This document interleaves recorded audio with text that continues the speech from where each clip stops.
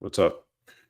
We're live. We're live early on a Sunday. I know you guys aren't used to seeing me this early, but I figured I'd try something a little different here. Let's do that. That's cool. Let's not get the background too much into it. But welcome to Table Moments Live. I'm your host and captain, Ayman. This is the Homies podcast. We talk about anything and everything. We try to avoid politics, but on these live streams, they kind of get in when people start contributing their thoughts in the chat. But I let it slide, and if we can usually steer the conversation to bigger ideas, then I usually let it go. But we're not in that whole rat race of like, oh, this side's right, this side's wrong. They're all bullshit. And also, this live, maybe we'll even talk about this book I've been reading, or I just finished reading. Trust me, I'm lying. Confessions of a Media Manipulator by Ryan Holiday. Yo, if you read this book, you realize like how fraudulent like our news really is. But that's for later. Welcome to Table Moments. For those of you who are new here, my name is Ayman. I do this podcast. Originally started off as a siblings podcast, but transitioned into like sort of a rebellious type of energy. It's hard to describe exactly what this is. It's sort of centered around me at this point, which I wish it weren't, but it kind of has to be because otherwise it wouldn't push forward. Eventually, like I would like the idea of this thing being bigger than me because I don't know, it just seems so limiting to just make it about me. I know a lot of people really get stuck into the whole fame thing and they want clout, whatever. This was never that for me. Like I don't care what people think. I don't care to be known. I don't care to be famous. It just kind of have to be if you want to be able to do some interesting things in this world. So I'm putting in the work. And I suck at it. So I learn a lot in real time, and I try to share that information, at least on my business account. For those of you who are trying to grow an audience, I've had some moderate success. I wouldn't say it's anything significant at this point, but 60,000 on TikTok this week, which is kind of cool. It's a nice number, but every video stands on its own. So it's like you're not guaranteed to have more views. Now, have I had viral videos? Yeah, totally. And that comes down to topic selection. And then there's certain basic things you got to get right. You have to remove any dead air, any dead silence, or things where people can swipe away. You got to remove all that. You also have to include things that will grab and hold someone's attention, like captions. Stupid, but that's how people are. And you wouldn't think it makes a big difference, but it does. And then your video also has to be edited in a certain way to retain people throughout the. One of my struggles with the short form stuff has been the initial retention. So literally the first 3 to 5 seconds, over 50% of people swipe away from my face. That's crazy. I don't know if they're trying to say I'm ugly or not, but it doesn't feel good. It doesn't feel good, but it's whatever. I'm not a superficial guy, but I know like if I fixed my look here, took care of my beard a little more, then I would be able to retain people better. And I tend to attract a certain type of person, at least on the live streams, if you know who you are and if you know what I'm talking about. But yeah, that's just the nature of the game. And I try to spill all the stuff I've learned from this whole thing on my business account, tef.tech. You can check it out if you want or not. Doesn't matter. It's going to be related. So far, all the content there has been about social media and software, which is what I've been working on to help me automate a lot of the work I have to do with this stuff. But eventually, I want to get to a point where I can help people become independent without relying on advertisers or platforms who have a tendency to stifle your speech. And if I can build the tools that free people from this oppression, I will consider my life a success. And then if I can make money from that too, even better. So that's what I'm working on. And Table Moments is a chance for me to explain my thoughts, as extreme as they might be compared to a lot of you guys watching, but also to be the test subject for this. I am trying to get canceled. I'm not big enough yet. That's a weird problem, but I know a lot of people fear it. And I want to show people that there's nothing to fear. Yeah, some people won't like you. Yeah, you might not have certain economic opportunities, but what if you could make them yourself? By speaking your mind, by being actually genuine. What if you could do that? And I'm trying to prove it out by being the test subject myself. And it's going. I do get a lot of pushback from people sometimes. I know I look like, a lot of people say I look like I might work in medicine, that I might be a doctor or something. I'm formally trained as an engineer, but I left that world at least a few years ago, actually. But my thoughts, my beliefs are probably more extreme than yours, although I don't look it. It's true. And I kind of want to help open up people's minds. I don't care if you believe what I believe. That's not my job here. Like, I want people to question some of the things that they believe to be true, the things that they know, and maybe consider that maybe things just aren't so.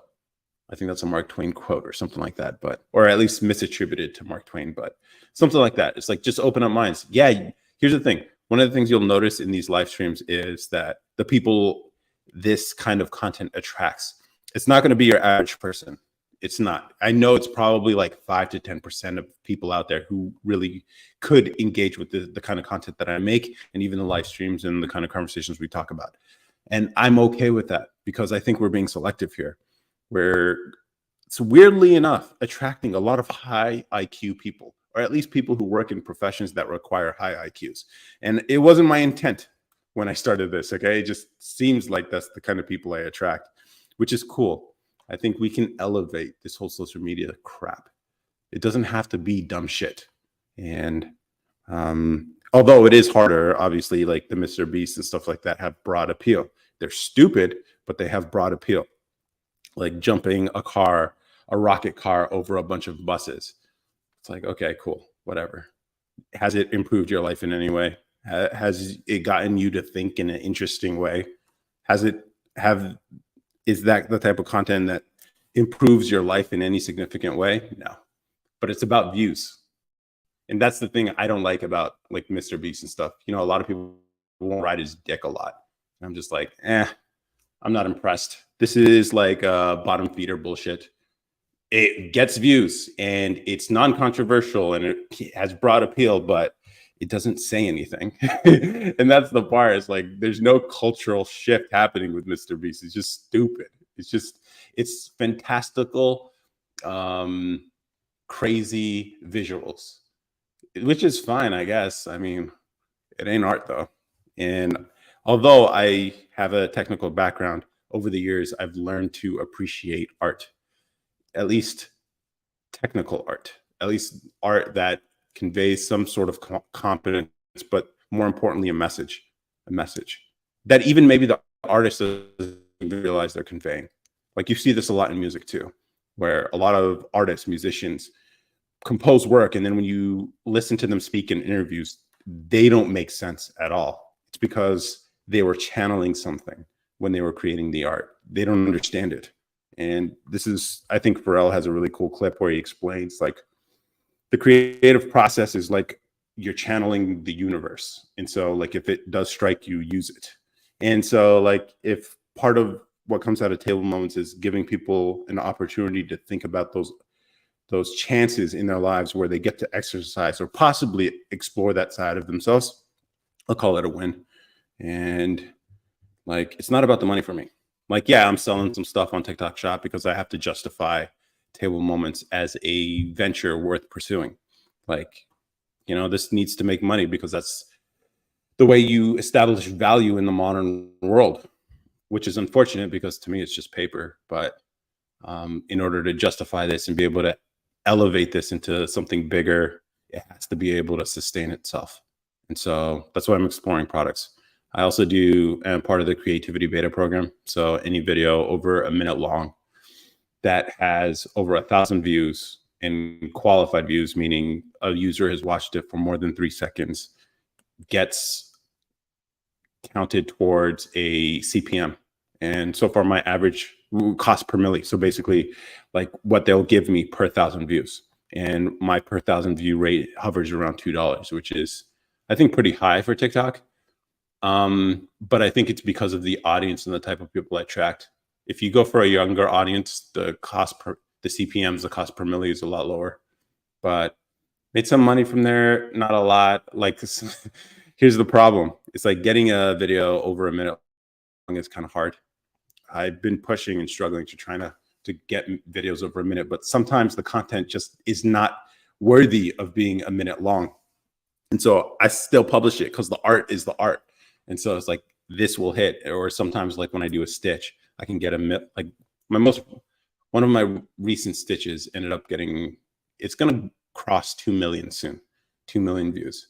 And it was about engineers. It was a stitch about explaining all the different types of engineers and ranking them from hardest to easiest. And somehow that did numbers. Stupid shit ends up getting numbers. I don't understand it, but it is what it is.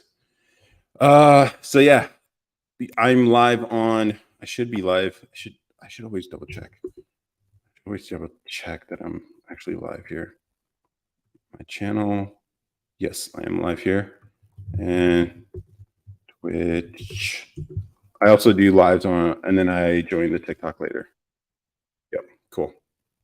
And so now I'm just going to join the TikTok and get live here.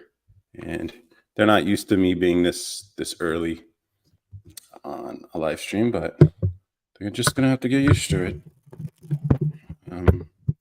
Let's see if I can get this situated. I like to join the Twitch and YouTube early as a way to like grow it faster, or at least give it some attention, because I'm trying to like grow the audience there.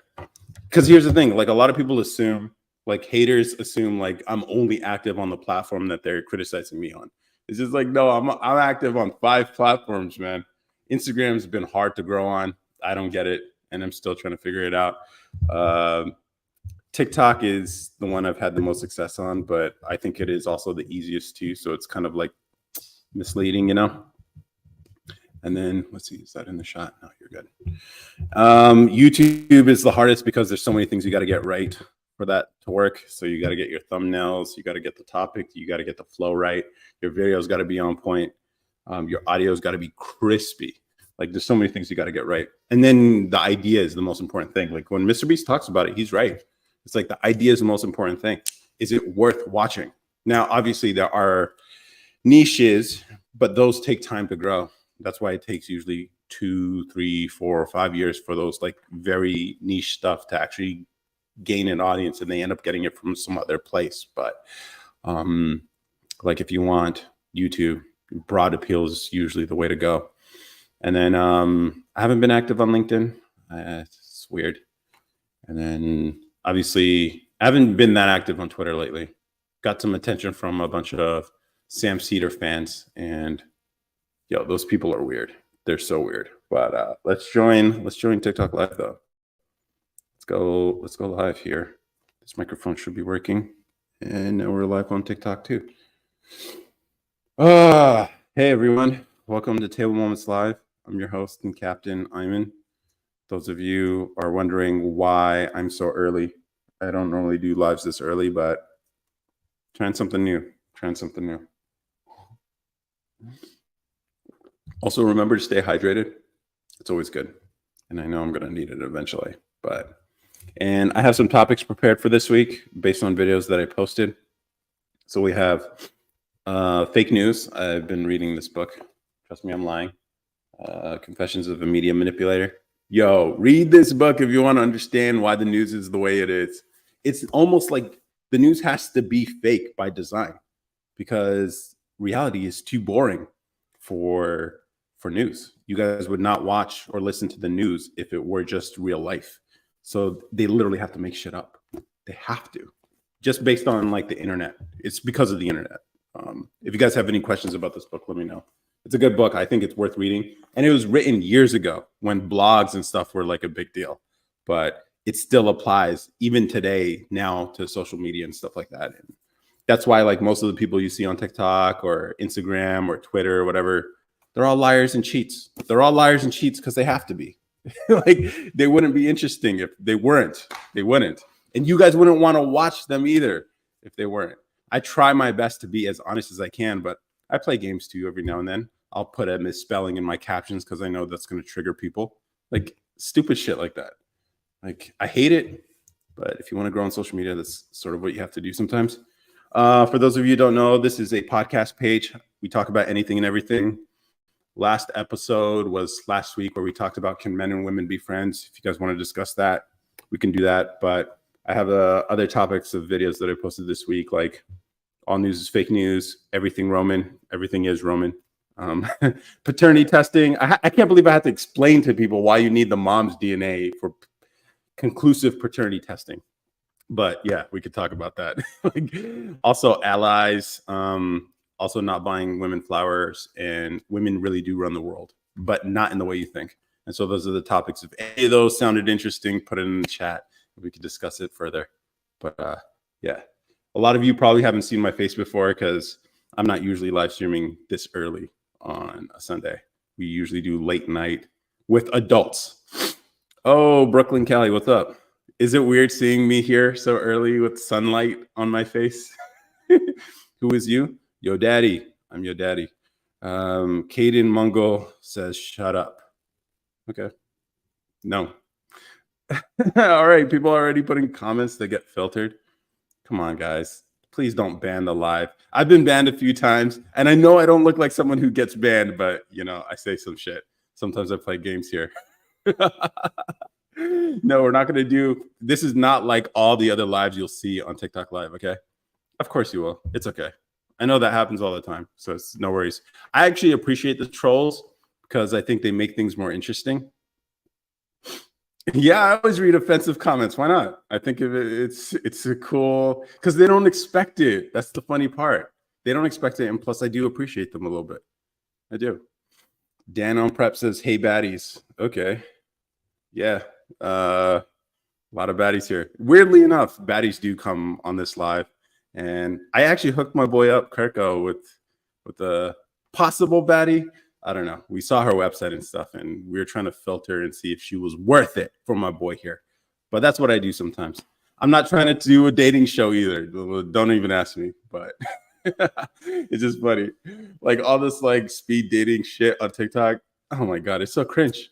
Like, what do you expect to happen when you invite somebody and just like, tell us about yourself? I'm like, what the fuck? What is it? What are they supposed to say? Oh, I'm a good person. Yeah. Like, so stupid. Especially the Muslim ones, because I'm pretty sure it's haram.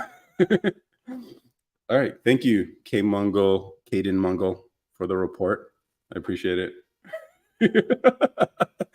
Hey, what's up, Kirko? Nice to see you here. Dude, the online dating thing. Here's the thing. I get it. The apps suck, but really, you're going to go to a TikTok Live to find a mate who could be in another country, possibly. Like, I don't understand that. Like, or how are you supposed to meet? I feel like there's got to be a radius of dating, no more than 20-minute drive. Because if you have to go outside of maybe 45, no, 20 minutes. Let's stick with 20 minutes. I think driving more than 20 minutes to date is kind of it's doomed to fail. You don't have to be a car to stand in the garage.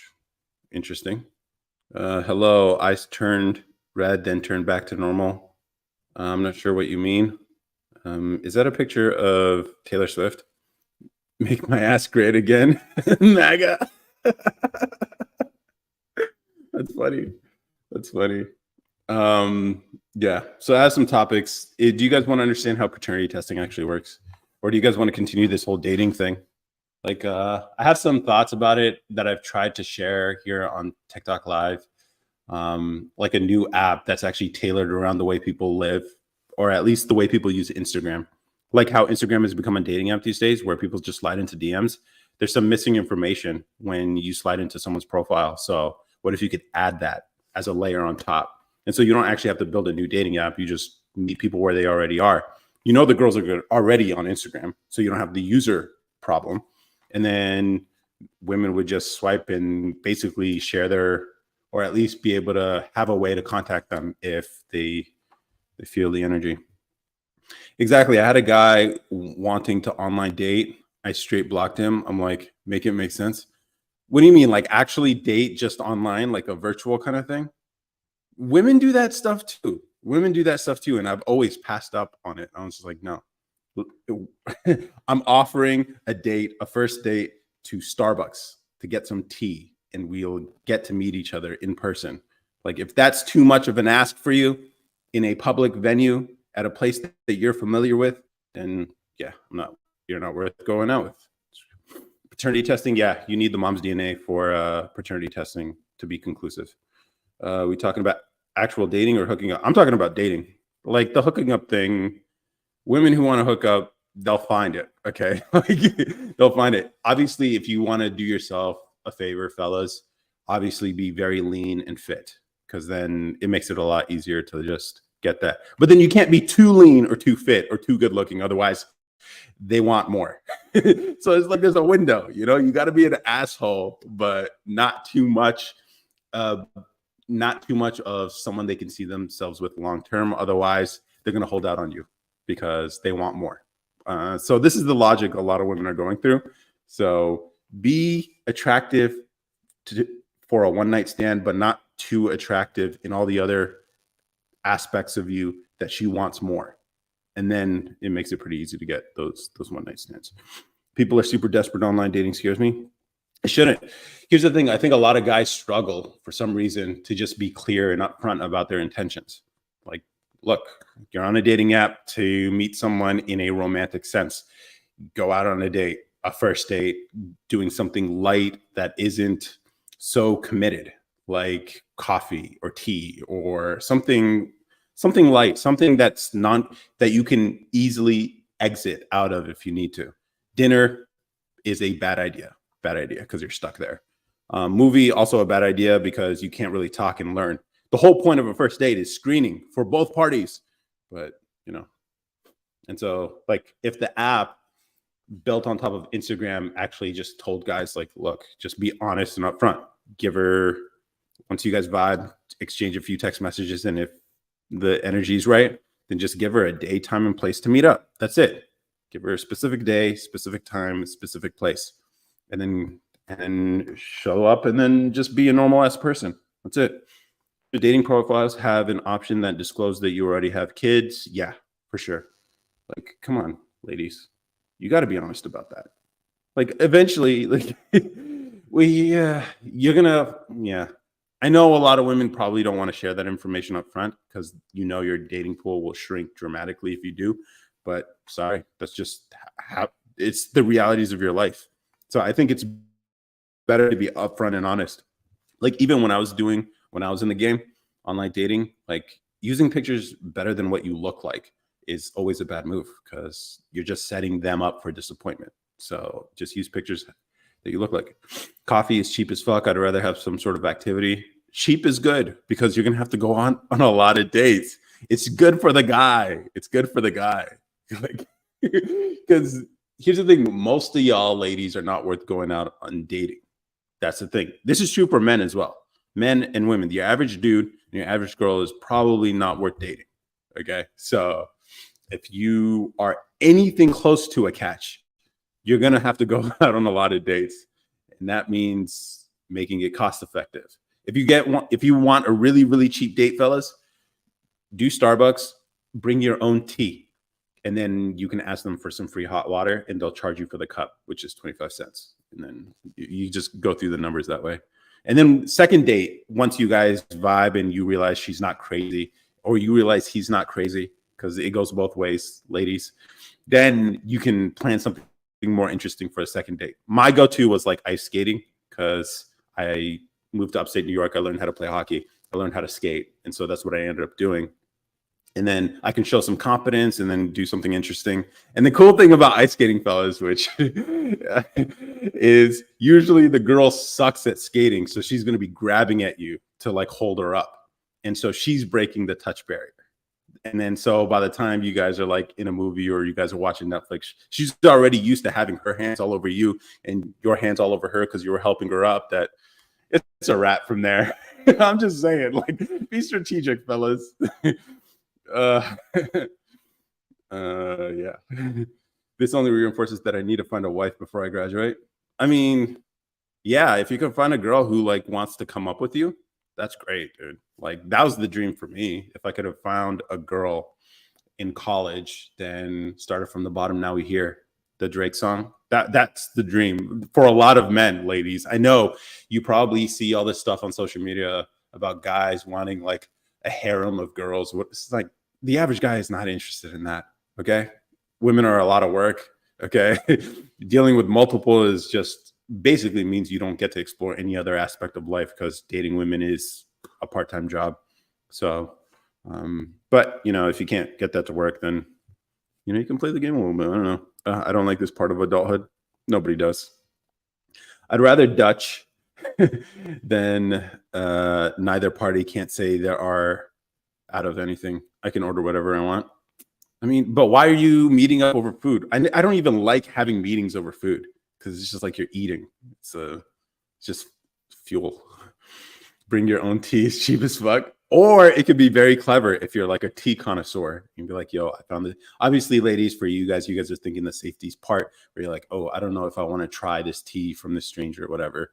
But he could do it because he's like, yeah, it's late night and I usually go for this herbal thing because it helps me fall asleep later or whatever. And so he could do that with like melatonin or whatever. You know what I mean? Going Dutch shows that you've taken no initiative and don't want a second date. No. You don't spend money on strangers, fellas. Do not spend your money on a stranger, especially on a first date. Second date, fine, because you guys aren't strangers anymore. But I don't understand why you ladies expect a stranger to spend money on you. That's crazy. That's crazy. How that in college is really the easiest you'll ever. Yeah, it will. It will be because there's so many women there, and they're all the same age, and you're only competing against other guys who are like you, not men who are actually working and have money to spend and stuff like that. So no, do not be spending money on girls like that. Don't on a first date. Hell no, absolutely not.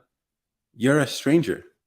So that's my rule. That's always been my rule. And here's even better. You don't even have to spend money on her because you'll show up early to the spot, usually Starbucks. You bring a book in case she flakes because women tend to be flaky sometimes. And so you bring a book so you can read and make it a productive night, whether she shows up or not. Okay. You're not like excited, whatever. It's just like you read it, bring a book, you show up 15 minutes early, you grab your own drink, fellas. And then when she shows up, she'll see you reading with your tea. And in that exchange, when you guys hug or shake hands or whatever, she'll realize you already got your drink and go get her on. It's not awkward and she pays for herself. So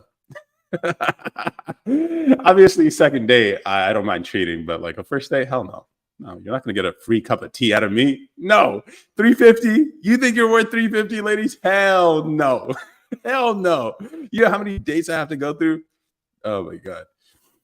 Uh, when you first meet someone and talk to them, you want to impress her? No, don't impress her. Be you. Be you. She either fucks with you or not. Now, the point is to be interesting enough that you have a lot of things to talk about. So, fellas, if you don't have life experiences, go get some. Yeah, do some hard things, do some dangerous things sometimes. Obviously, don't put your life at risk, but come on. Like, you can live a more interesting life. You can say you quit your job and moved across the country. You never done anything like that? You never did a Euro trip by yourself? Like, get some interesting stories, some adventures in your life. Even think about like when you have kids. A lot of my life, a lot of the things I do, I just think, you know what? I know this is going to be hard, but I know it's going to make a cool ass story one day. So let's just do it. And so I've done things like that. I've done crazy things. For women, you guys don't have to be impressive because guys really don't care. It's cool if you are, because then you guys can relate to whatever interesting interests that you guys have. But yeah, no, don't impress her. Be you. Now, when you do impressive things, being you does impress her. But yeah. Some men expect the same. People are flaky in general. I think if I had to guess, I would say men are less flaky. But I've never dated men, so I can't say. What's my name? Ayman, Ayman. It's a nickname, but it's what everyone calls me. Interesting shirt. Yeah, this is my went to church this Sunday shirt. This is also I went to the bank shirt, and this is also possibly sometimes if I want to be taken seriously on a live stream shirt. That's it. Yeah, spending a bunch of money on a stranger is wild. Dude, it's crazy. I don't understand guys who are dropping like bills, like serious bills on girls on a first date. That's crazy. That's crazy. It's like, all right, if you're dropping that kind of amount of money, you're either not being selective or you're not going out on enough dates. Those are two things that you got to fix, fellas. You got to go out on a lot of dates. And most women are not going to get past the first date. Just know that. Be just as selective as women. Obviously, you don't have to. I mean, if you want to fuck around, you can fuck around if you want. But once you get that experience out of you, you realize like it's really not worth just doing it for the sake of doing it. Some guys do need the variety. Okay. I'm not going to dismiss the need for some men out here, but for a lot of us, it's just not that fulfilling. And, you either go through it. A lot of people have gone through it. I've gone through it, and I can say it's not worth it, but you kind of have to go through it in order and experience it before you realize that. So hopefully you stay safe while doing it and you don't get anyone pregnant. But yeah, spending a bunch of money on a stranger's wild. You're going to stay single. Dang, can't buy her a cup of tea. I'm engaged. What are you talking about? Ayman. Close though. This is my girl's place. Like you think I would have a picture like that on the wall? No, ma'am. No. I'm engaged. And I did, yeah, that's how our first date went too. It was tea. It wasn't actually tea. It was at a food spot. I ended up getting a tea. She suggested the food spot. We didn't order any food. So it literally didn't cost me anything either. Second date, or she says third date, was ice skating. But yeah. So I live it. It's why I'm saying this stuff. It's not just all bullshit. Which I think a lot of people, was it love at first sight? It was sort of like, yo, I've never met a girl like this before. Sight. Yeah. She is different from most. Which she doesn't like that I say this, but she has the kind of temperament that matches my personality, which I think a lot of women wouldn't be able to handle it. If you've been to this live before, you understand how extreme some of my positions can be and how dogmatic I can be. So it takes a special person who can get along with that. It's mostly women commenting. That tells you something. Yeah. Good point, Steven. Like, I think so. Here's the thing, fellas. You can disagree with women openly. You just don't have to be like, you don't have to be like, here's the thing. The Fresh and Fit guys, obviously, they do this thing with the whole Frank Castle. I'm not going to lie. It's entertaining as hell. It's entertaining, but you can still strongly disagree with women and they still want to engage with the content because it's just exchanging ideas, and you can say they're wrong about everything and they're cool. We can be cool. They don't all have sticks up their asses. Yeah. That's funny. That's cool. Like, I like the audience that seems to be attracted to these types of conversations. We honestly, like, if you're new here, this is a podcast page. We talk about anything and everything. Oftentimes we'll bring on a guest for the audio version. Obviously the podcast can be found on any podcasting app, but the live stream honestly mirrors the podcast, where the conversation really goes anywhere. And so we don't have any set topics, but we do like to explore ideas and talk about anything and everything. We try to avoid politics because that can be really toxic a lot of the time. But like the last episode that we published on the audio feed was about whether men and women can be friends. And I think I made some pretty compelling cases on why they can't. We've talked about this on the live before, which is what stimulated that conversation. We were able to bring someone who actually shows up on the lives to the podcast. And that was pretty cool. I don't know if he really believes the things he says. Yeah, I do. I do believe it. I also like taking extreme positions with you guys to, like, as a thought experiment. But yeah. Girls like talking, so it doesn't matter for real. Yeah. But you're still here for a reason. Yeah. He talks about many different random things. Yeah. Yeah. That's the nature of this stuff. If you have I think one of you guys mentioned the type of thinking, a diverse way of thinking, then this is probably the kind of content you enjoy. And we like to elevate the conversation a little bit. Like, you'll see a lot of these other TikTok lives, they have one topic, or they'll pick a topic that they know that's going to trigger a bunch of people, and then they'll bring people on. They actually have you guys be their content for them, which is the one thing I don't like about a lot of the creators on here. It's like they're too lazy to not be the content themselves. And sometimes you see people come in this chat and they're like, well, you talk too much. It's like, that's the point. I'm supposed to be entertaining for you guys, but then still engage with you and have interesting conversations. Yeah, and I do engage with everyone, including the trolls. Was Jose on that episode? There was one episode with Jose. I think it was the few weeks prior, about a month and a half, a month ago. Jose was on. It'd be cool to bring him on the live too. That he's a cool guy. Am I a red pill guy? I am an aware guy. I don't know if I'd label myself red pill, but I fuck with that energy. I fuck with that energy. I just don't like BS, and we're surrounded by it. Okay, and I've been reading this book. I just finished this book. Trust me, I'm lying. Confessions of a Media Manipulator. And I didn't realize how much bullshit there is out here. It's crazy. If you understand how the news is actually formed, you'd realize that everything you see is fake. Red pill adjacent. What's your podcast about? Anything and everything, just like this live. Just like this live.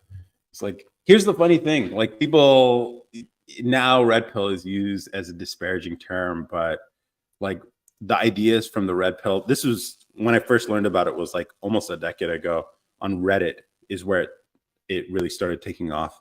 Now it's become a thing, and a lot of people get it, hopped into it because there's money to be made as content creators to be talking about this kind of stuff, which I've always tried to at least avoid largely. But originally started on Reddit, and ideas in the red pill are responsible for probably fixing thousands of marriages. If you really knew what the red pill was, at least the ideas and the concepts behind it, it's really just this whole framework on sexual strategy that men have been getting wrong for so long. Because like, if just being a nice guy and being kind and generous and doing all the things women say they want in a guy, if that shit worked, every guy would do it. Okay, every guy would do it. But when guys do it, they realize, like, what the hell?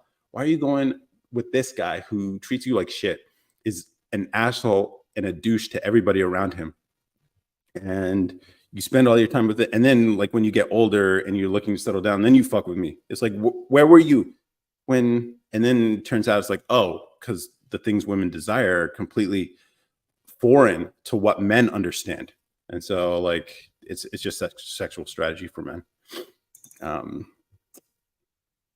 Let's see. Oh man, Trump knew how to manipulate the media so well, and people didn't understand it. Yeah, and there's some explanation in this book about that. Like, people thought he was just saying dumb things, but what he was doing was far more strategic.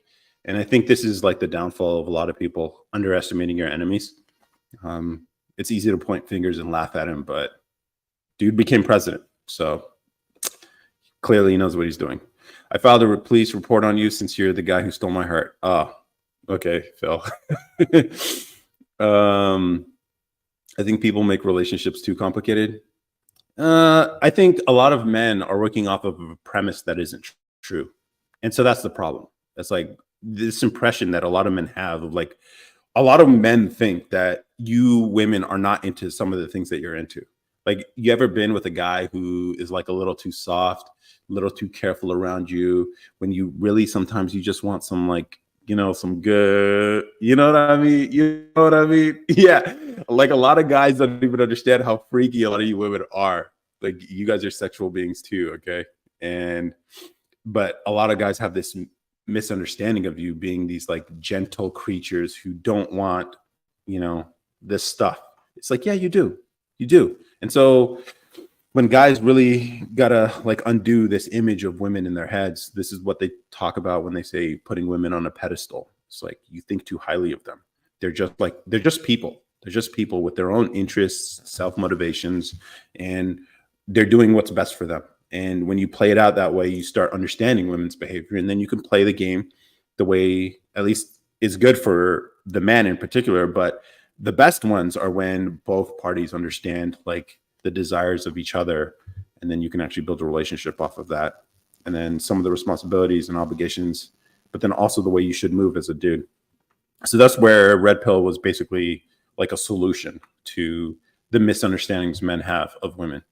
And it's weird. I even posted a video about like it's like sexual stuff, whatever, like women like it more than you think, and women are freakier. And then in the comments, guys would be like, nah, women aren't that freaky. And then you see the replies to that comment. It's like, yes, we are. Yes, we are. I was just like, yes, exactly. But women can't say it out loud because of the image. And so, you know, these things. So like, men are moving in ways, hearing women say things that are contrary to what they actually believe. but women can't be honest and upfront about it because of how they will look if they are. And so this situation you end up finding men and women in. Hey, Jose, how's it going? Hey, some guys are slow. Some guys really are slow. Some guys really are slow. And so like that's red pill to like fix them that on that. It's not a game to play. It sort of is. It sort of is. You can call it whatever you want, but it kind of is a game. Red pill just need to go outside. Nah, yeah, but the first thing the red pill guys tell guys to do is go outside. So I don't understand. Like their advice, usually the first advice they always give is hit the gym. Because they realize like women are just as superficial as men are. Yes, they want someone who's tall, built. They like men like that. Even if they say, it's like, oh no, I like my guy with the dad. Bullshit. You don't like dad bods. You want Aquaman. So be Aquaman. Like it's not that hard. You don't even have to be that fit. You just need to look like you can handle yourself in a quarrel. That's it. Swaggy ain't slow. Yeah, okay. Yo, can you look a YouTuber up and tell me if he looks like Drake? Who's the YouTuber? Say I love Swaggy Productions. Are you a music producer? Well, you should be able to clip that. Yeah, everyone would have to sign an NDA so the things I would do wouldn't be talked about. See, a lot of women are freaky. A lot of women are freaky, fellas. You have no clue. No clue. Like this, when you've been in a situation, here's the thing, fellas, if you want her to let out her freaky side, you have to come at it without judgment. Okay. One of the things I think women personally fear, I don't know if it's a real fear, but it's just one of those things that really irks them, that icks them, is judgment. Okay. By other women or men. Okay. By people. They hate judgment, which is why they always talk about like, when social situations come up, it's like, oh, I can't judge her. You can't judge him for that. You can't. It's like, if you can frame the situation with her without judgment and just openly talk about some of the things she's into, you'll find, fellas, your life will be so much fun. It will be so much fun. I'm just saying. Can you read my comment? I mean, as long as it doesn't violate their terms of service on TikTok. TikTok tends to filter comments that are inappropriate. Yeah, it's human behavior. Men like fine women and women like fine men. Yeah. I'm not into looks, but being able to handle a quarrel is about right. I don't want to bring shame to my family. Yeah. Yeah. Even here's the thing. Sometimes they call this a shit test. Okay. Comes out of the road, that pill space, whatever. I have to be careful about the terminology because sometimes TikTok has a tendency to just flag things. But like they call this a shit test. Sometimes women will just poke at you. Like for some reason, just start some shit for no reason. And your job as a dude is to realize like, oh no, she's just starting drama just for the sake of it. It's sort of a test to see your fitness. And sometimes they just want to be told like, no, lady, stop. We're not doing that. Come here. Come here. You know what I mean? You're like, obviously we keep this safe. There's no violence or whatever, but you can be dominant.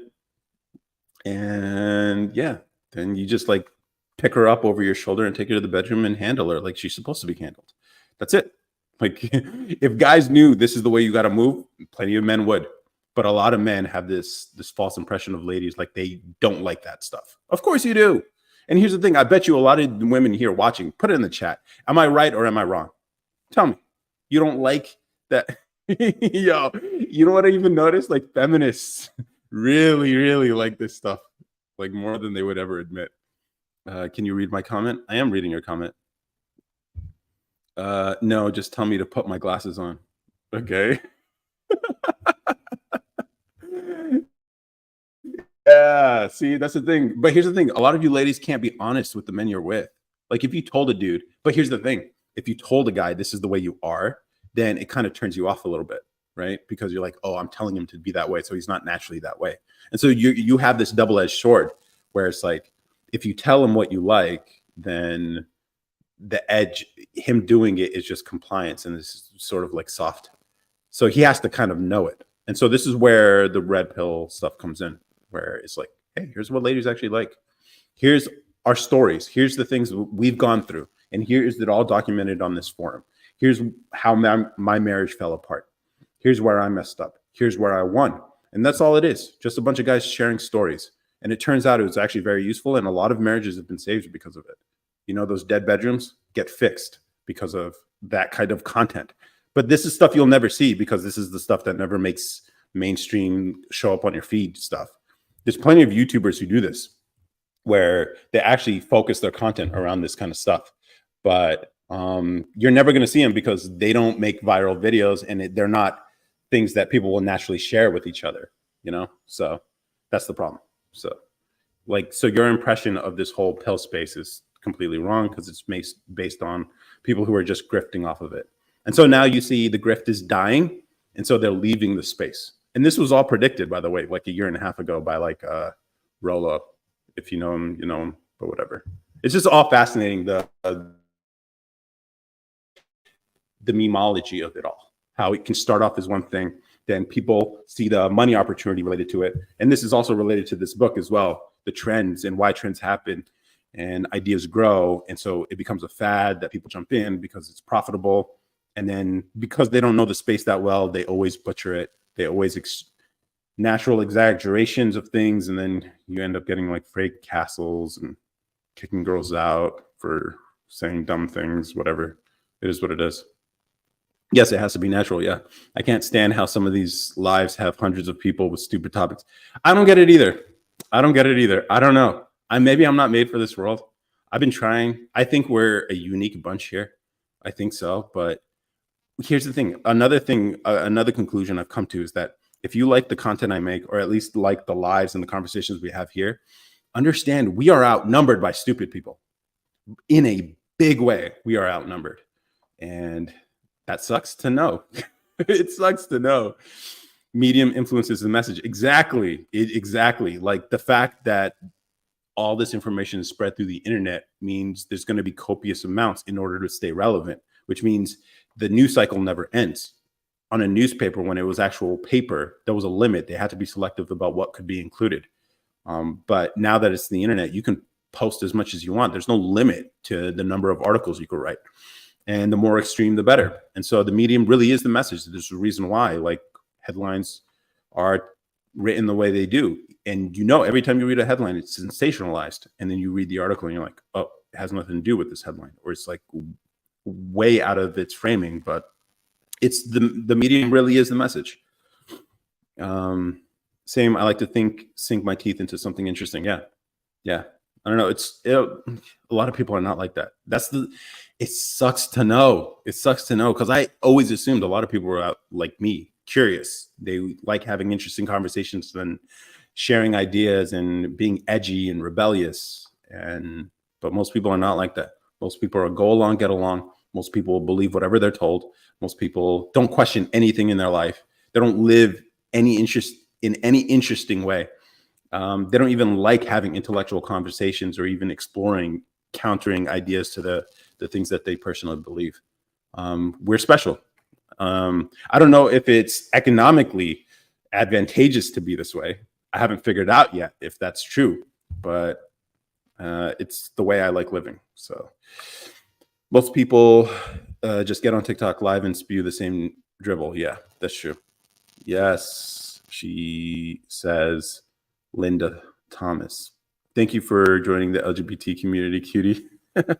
Would I be considered part of it? Would I be considered?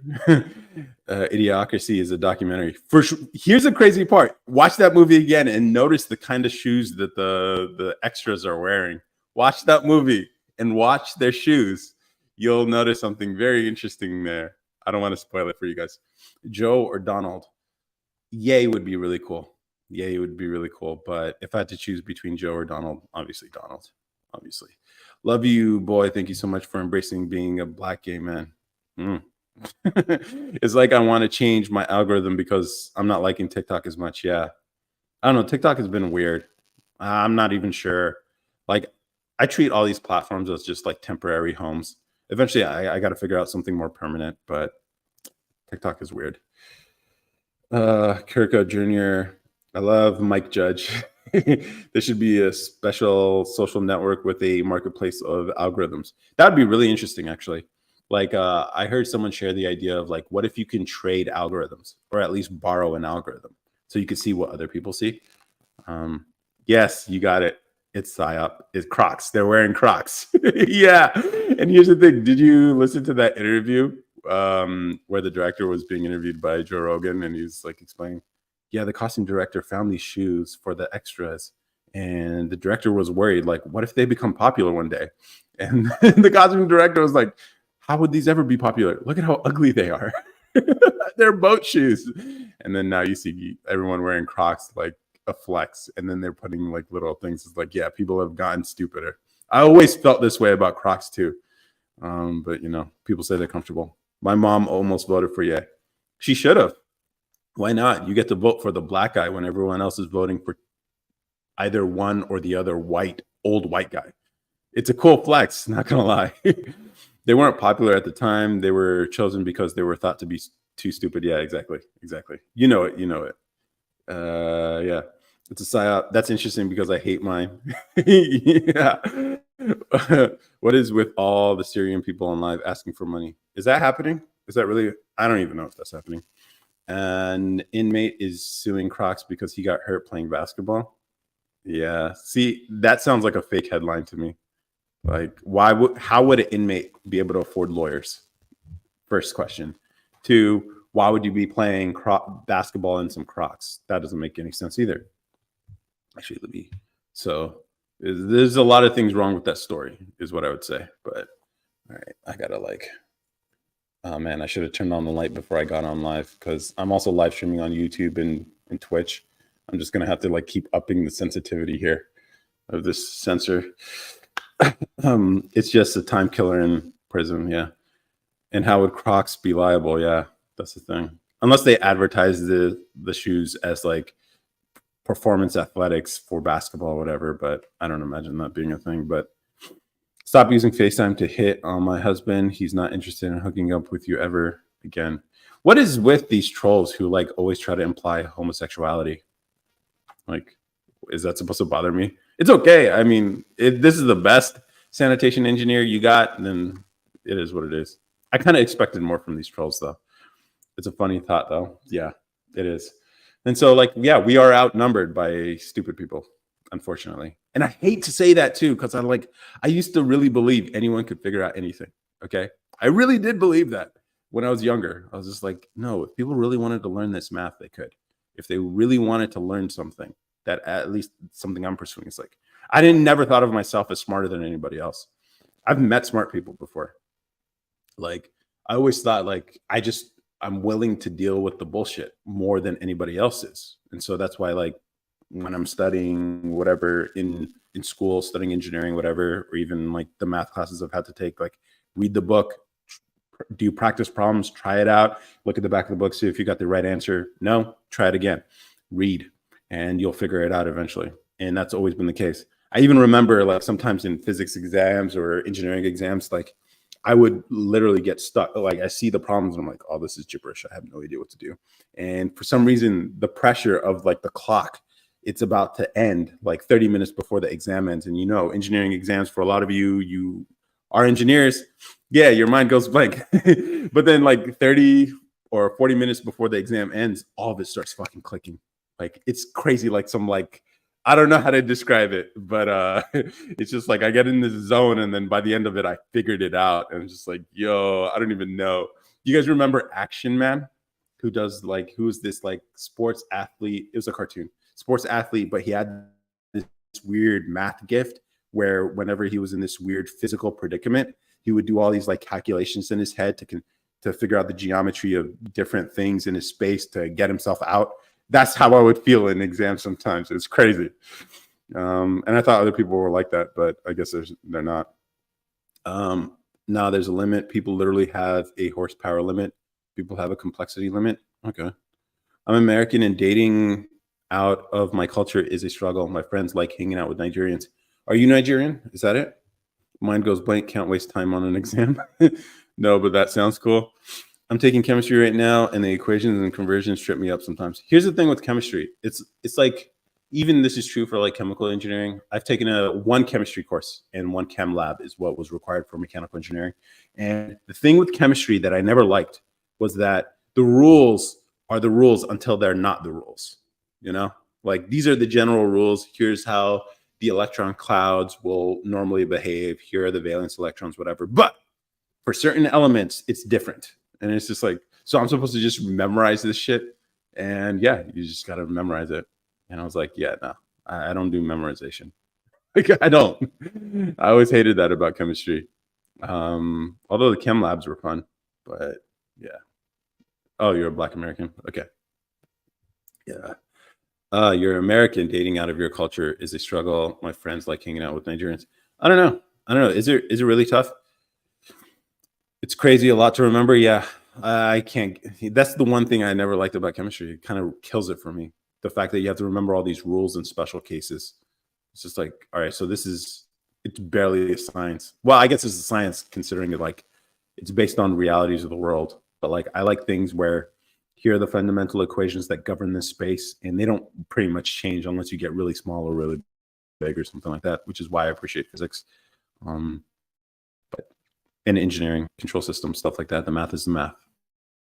And yeah, it is. I don't like Jollof and their aggressiveness. Try East Africans, maybe. If I don't know, if there's any East Africans here, tell me, like, what's the likelihood? Like, I'm dating a Black American, or I'm engaged to a Black American. So, but I guess that's pretty rare. But I also like the idea of like mixing the two worlds thing. So like my family's from East Africa, and like she's obviously Black American. So it's like this melding of like two worlds that come from the same place back far enough or something. But that's what I'm doing here. And so I don't know. East Africans maybe you can find a lot in Minnesota. You can find a lot in Dallas, Texas, but it's Brooklyn, Cali. So maybe in the Bay Area or LA, you find a lot of Habesha people, if you can find one there. But you've been to Kenya? No thanks. Okay. I don't know. I haven't been to Kenya, but I can't speak on the Kenyans. Oh, you're from LA? Okay. So yeah, there's an East African culture there. Have you thought about non-Black as an option? That could be. I'm sure there's plenty of white guys who might fuck with your energy, especially when you have to get them to sign NDAs before you reveal parts of yourself. If you know what I mean. Like, I know. Here's the thing. It does suck to be a Black woman. I'm not gonna lie. Here's the thing. I'm not like trying to. Here's the thing. A lot of people will say, "Oh man, it's got to be hard to be a Black woman." Blah blah blah. Whatever. And they'll feed your egos, whatever. I'm not gonna do that. All right. I have some strong opinions, and I don't have to bring them up right now, but I will admit it is a struggle for Black women to date. It's very for preference reasons that a lot of men seem to have, and also the impression that a lot of Black women are not an impression that they give, but the stereotype that a lot of people put on you, and so that's a struggle. But the thing I know is that you guys can be just as soft as any other type of woman. Okay, it's just you have a rough exterior, and you just got to like wear that down a little bit. Yeah, that's why you don't do dating apps. Fair enough. Too many white guys, Hispanics, and Indians that fetishize. Are they really fetishizing? And is that a problem? Facts, soft as fuck. Yeah, Black women can be soft too. Like they just have this rough exterior. They got to come off strong, like the front and or whatever. And it's just like I see right past that skin. I see right past it, and I'm like, I'm not rough at all. No, I don't know. Standoffish maybe is a better word to describe it, but yeah, I'm not intimidated. And it blows my mind that guys are intimidated by women at all. And I know a lot of women are going to be like, "Oh yeah, we're strong." But we'll say whatever, dude. Like whatever. It's okay. And here's the thing: like, I don't think guys even understand they could talk to women the way I'm talking to you guys right now, and that's not a problem at all. It's not a problem. But a lot of guys out here are a little too soft. They don't want to be rejected. Who doesn't want to be rejected? I'm such a girl next door kind of nerd. Yeah, you're taking chemistry. Here's the thing, like one of the cool things about being a Black man in the STEM space is that if you want to be with a Black woman, they outnumber you. So you have your pick. Because like I remember in my aerospace, one of my last aerospace engineering classes. It was a class of 50, and it was me and one other black guy in that class. My whole academic career was, and even like career, job, whatever, has always been me, usually me and one other black dude. That's it. So I'm used to being different, even though I'd never even thought about it. Do you guys think about it a lot of the time when you enter a predominantly white or a predominantly non-black space? Do you think about your blackness? I don't. I never do. Greetings from the basement. I'm Heldon. Shish kebab. Okay. Like talking about the Grand Canyon and Star Wars and cars. Facts. Oh, that's interesting. Here's the thing. I'm surprised. I don't know. Like if you talk about, I don't know, a lot of, if you're into nature and Grand Canyon stuff like that, it's going to be hard to find other black men who are into that. The Star Wars stuff, there are plenty of black nerds. The problem is they're not attractive. And so, like, if we could fix that, it's just like, let's put a little bit of muscle on you. Let's give you a little game. Let's reframe the way you think about women a little bit, and you'll be great. Any black woman would be desperate to be with you once you fix those things. So I think like I get called a nerd all the time. I don't give a fuck.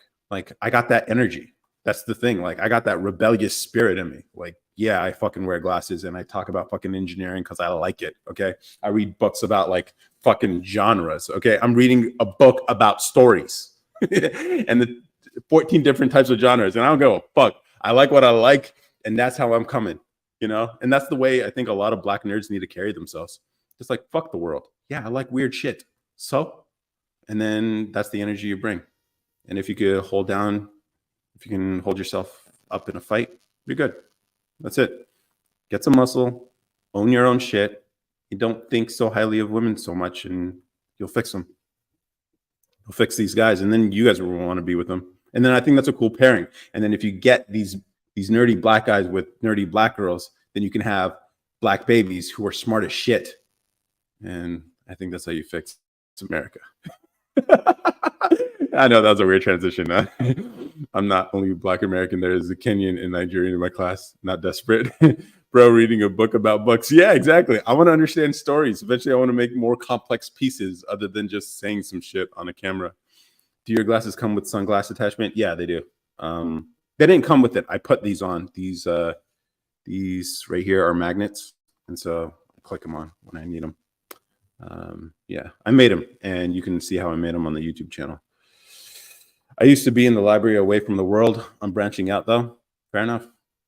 Readers are always good. Definitely need more readers out here.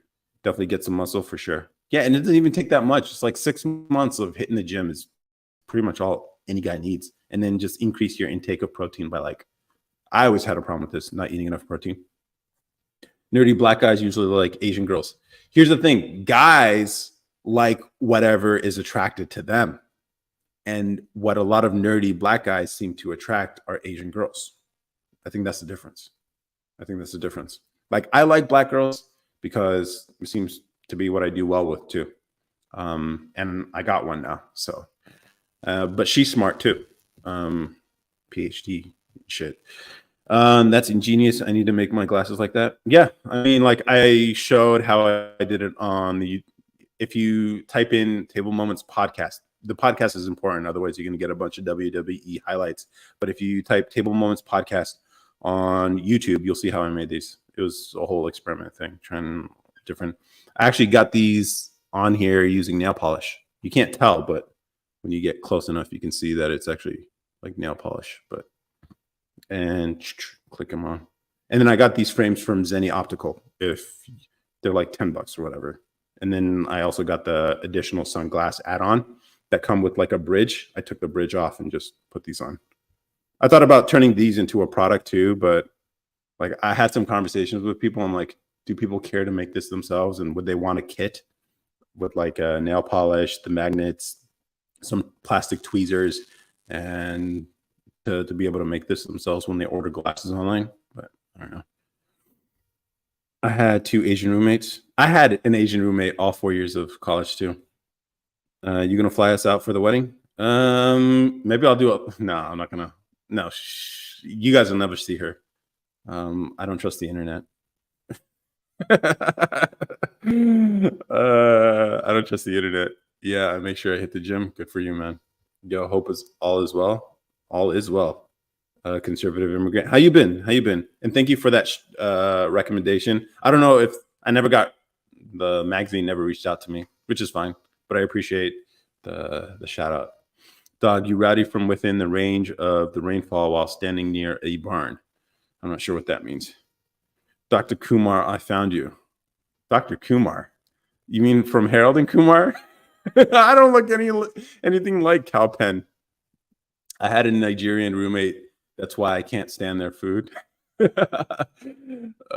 Do I sleep with a do-rag? No, I don't.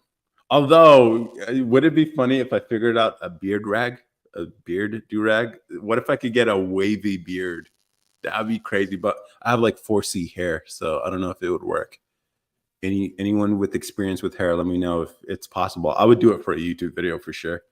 I would do a lot of things for a YouTube video. I even got my nails done, not like with nail polish, but like I got a manicure once, so I could talk about it on the podcast. I didn't know what a cuticle was. Do you guys know the skin that's like really next to the nail right here, at the interface of your skin and the nail, the little tiny pieces of skin there? That's called cuticles, and they clean that when they do a manicure, and then they obviously polish and clean the nail and all that. It's a whole thing that women do. If you're not familiar, fellas. What kind of podcast? We talk about anything and everything. It's conversational style. Lately, we've just been bringing on guests, typically about something that they're familiar with. So the last episode we recorded was one of the people who come up on TikTok Live, where we talked about can men and women be friends. We've had a computer engineer on the podcast where we talked the whole episode about like AI and technology. We also had an OF model, male OF model, come on the podcast and talk about the space and stuff like that. So it can go anywhere. It's just conversational stuff. And then I make these videos on social media sharing some of my thoughts. Their food is bomb. Yeah. Now you gotta do a female. Now you got to do a female OF model. Yeah, maybe. I don't know. Here's the thing. I think it would be interesting if it was a black female OF model, because I think the things that they go through is different than what your typical OF model goes through. Because here's the thing. I built software. I put software together for social media and stuff like that. So I've actually explored like different areas that I can sell this software to. And one of the spaces I consider was like the whole adult entertainment industry. And so I was like, ooh, since I use the software to automate a lot of my posting, why can't I help them do the same thing? And so I started like researching the space. And apparently there's a Reddit forum called OF Advice, where they give advice to each other. And turns out, like, all the struggles that Black women seem to have when it comes to dating, Black content creators have the same struggles, except in that space. And so like their white counterpart will do so much better than the Black model. And it's crazy. Like, and you can say, here's the thing. If people who talked about systemic racism talked about it in this context where people just have natural preferences for certain types of people, or typically it's people who look like them, and in a majority white country, that's typically going to be white people preferring other white people, then yeah, there is a disparity in opportunity for people who have to work in these public spaces. Like even in content creation, like it is harder to be a Black content creator because, again, like people are judging you for the way you look. And if you don't look like them, like it's harder for them to resonate with. And so that's the real struggle. It's not like motivated by racism. It's just in-group preferences that a lot of people have. And if this is how things were framed, you can get a lot of people on your side about like systemic stuff. But it's never framed that way, which is kind of unfortunate because I think you could get a lot of unity on these issues and disparities. And it's just like, yeah, it is going to be harder to be Black in a public domain. It is prejudice, but it's prejudice against things that aren't you, not just like a natural prejudice because of who they are, but because of who they personally are as the receiver of this. So like, and your average audience member on any social platform is likely going to be white because it's a majority white country, at least in this country, stuff like that. Now, I think the beautiful thing about Black culture is it has a tendency to shape culture. And I think this is where like the rebellious spirit in blacks and African Americans really shine. Now, directed in the wrong way leads to criminality, but directed in the right way shapes the way people live. And obviously, these are exceptions, not the majority. So you always got to be careful with the stats there. Then you got to do a female. That would be interesting. I'm a huge supporter of black men speaking on serious topics. Make it seem as if this generation doesn't take a black man as serious as they should. Here's the thing: if a black man speaks about interesting things and challenges what people know, they'll either get canceled or ignored. Canceled or ignored.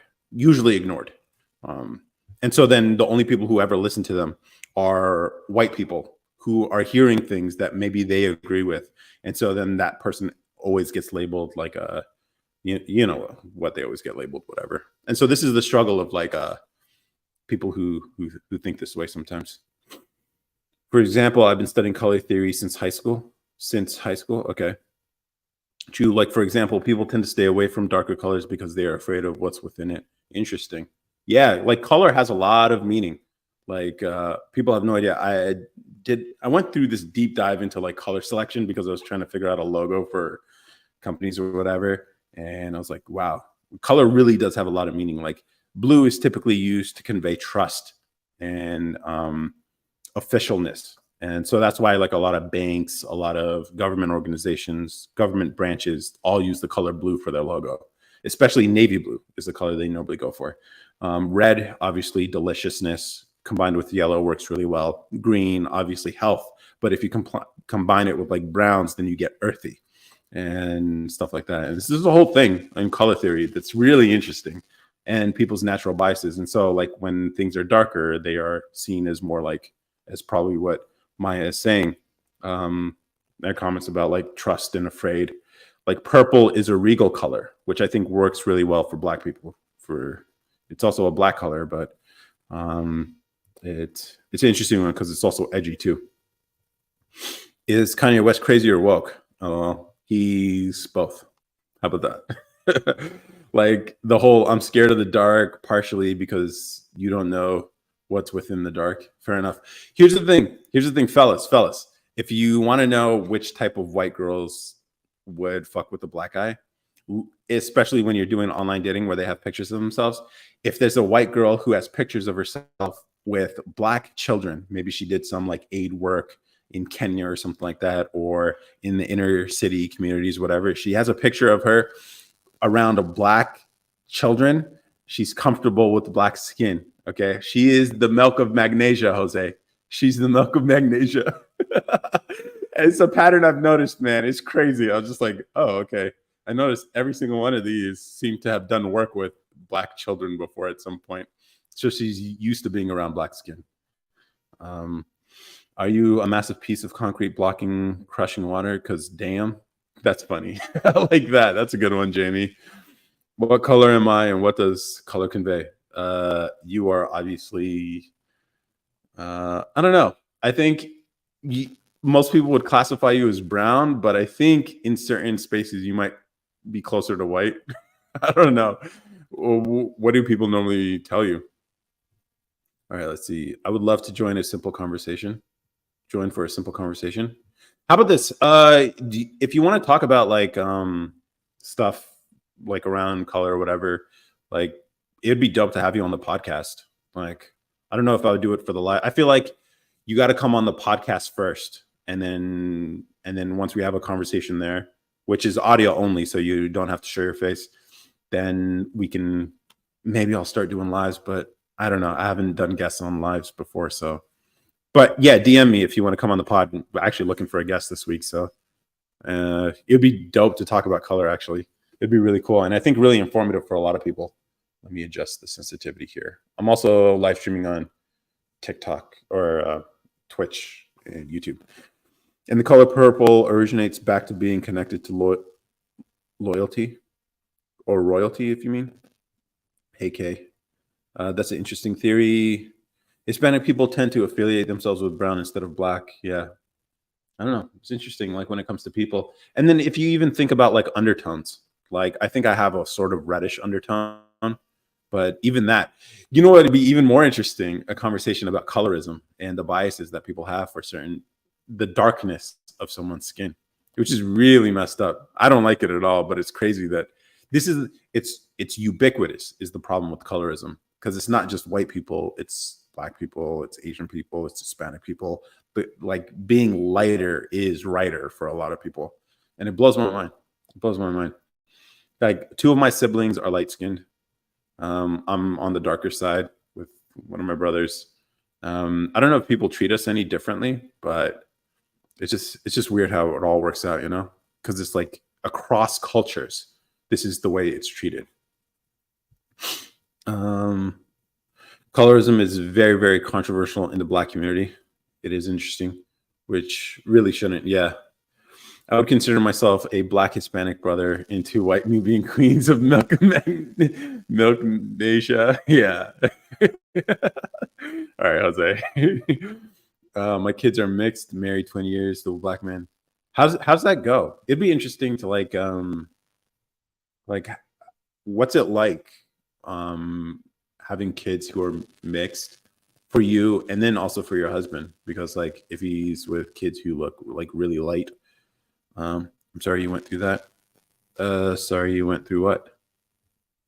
Are you? Oh, come on, man! Don't say that. My sister was born with freckles and red hair, and was bullied her entire childhood for it, even though she's Black. That's crazy. What? Because she was different? Here's the funny thing. Like, yeah, being different is never welcomed in any community, which is kind of crazy. Like, I've always been the black sheep in my family and community, at least in the way I think. So, but yeah, that sucks. That really sucks. My brother's lighter than me too. Hmm. Yeah, and I mean, like, I don't have a problem with it. Like, people are how they are, and it's unfortunate. But I've also come to accept that you can't change people.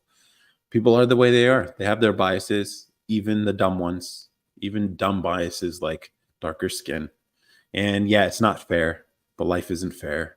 And I think part of adulthood is accepting life as it is and trying to overcome it, in despite how unfair it is, and then maybe changing it for the future so the next generation doesn't have to.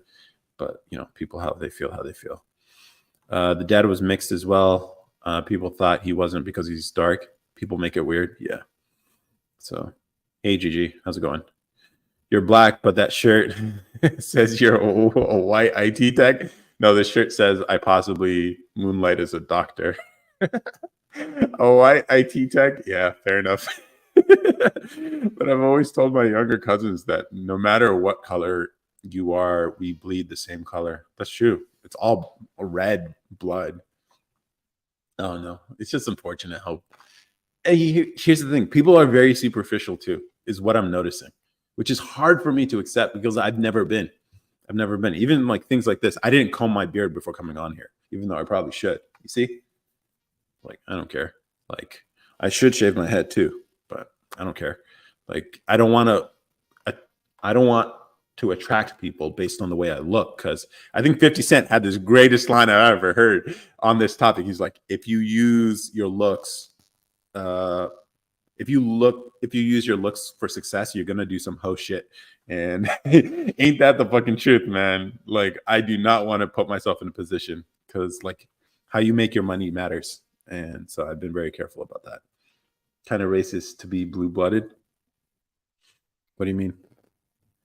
Nor do you moisturize the lips. Yeah, that's right. Shit. I don't use lotion. I don't use lip balm or chapstick or anything like that. I never do. And it bothers people, especially like when I have my elbows aren't that bad. They're not that bad right now, but usually they get really ashy and I don't care. And but yeah, and I don't use lotion either, but I have surprisingly soft hands with obviously the calluses from lifting. You got to have those, fellas. Anyway, I missed you and your wife. Oh, okay. Yes, I like that 50 comment. Yeah, dude, that's such. I was like, yo, that's 50 Cent is underrated as a philosopher. Okay. Thoughts on lookism? I mean, people, it's the halo effect that people naturally have. They have a bias towards people who are more attractive. It's like, and then not only that, but the things that they say and the things that they're communicating are taken as more legitimate because of the way they look. And this is the halo effect. It shouldn't make sense. It doesn't make any sense that you would attribute your positive feelings towards the way they look to their thoughts and their actions and what they're saying to you. But they do. People naturally do. So I know if I want to do this social media shit better, definitely if I dropped a little bit of weight, took care of the beard, like maybe upgrade the glasses or whatever, get the lighting on point, everything like that. I know we'd have way more people here, but then I would be attracting people who are drawn by their eyes. And so it's a type of person. This is the kind of content that would do well on Instagram. And I've noticed since I've been recording these nicer videos with like the nice camera and whatever and posting it, those do better on Instagram. And I did the calculation 3 times better than they normally would because I used a nicer camera that it's like, and it's just crazy. It's crazy how people are. I only use black soap to wash face and body. Okay. Which is the smelliest ethnicity? Come on, why are you asking questions like that? Maybe Guatemalans. Ain't no way, bro. I use cocoa butter religiously. For real? Cocoa butter. So you're smelling like chocolate everywhere you go. Mainly because it lacks dye perfume scented chemicals. Yeah. I'm not a fan of like I don't like the oily feeling on my hands. I have a thing about my hands. I don't like messiness on my hands either, which is why like people joke that I'm a germaphobe. I'm not a germaphobe. I just don't like sticky hands. So like if I'm working with any food or whatever, honestly, a lot of the reason why I don't like eating meat with bones is because you have to eat it with your hands. And I know I'm East African. I should be very comfortable with this, especially with the berbera and everything. Nah, nah, not anymore. Give me a fork, please. Because I don't like having messy hands. And so like I like my hands staying dry. And that was the thing. And then I sort of have like PTSD from Vaseline. You know, if you come from an immigrant family, I don't know if it's true for you guys, but my dad used Vaseline for everything. Like it's lotion, it's also gonna keep your hair healthy, and what it's just like it's wild, bro. Um, use some almond oil or shea butter for the ashiness. I've been using bag balm. Bag balm. This is, I think, the best kept secret of white people. It's like this sort of like it is sort of like a oil, like a it's not an oil, it's sort of like Vaseline, except it's not sticky and doesn't stick on your skin, and it's easy to wash off too. And so that's what I've been using, bag balm. And so if you like for a while I had like cracked skin because it was so ashy and dry. The skin was actually cracking and it was actually becoming painful. And so started using this bag balm and recovered it completely. So if you ever see those black people with like the super ashy fingers or the knuckles that are cracking, bag balm will fix it over a few weeks. It's crazy. John the Greek wears diapers. Okay. I'm using iPhone 10R. The camera quality is true. Okay. Have you taken many social science classes? I took a psychology course once, and then I did have some requirements, but it's been a long time, and honestly, I can't say I pay attention to much of it. My mama used to grease my face up. Yeah, I always hated that. Just used it for everything, and then my face would just be sticky and like, yeah. If it was a dusty room, it'd get no. Bro used to get smothered in Vaseline. Yeah, dude. Like I grease my face still. The habit doesn't go away. It's also what you eat and drink that causes skin problems. Possibly. That makes sense too.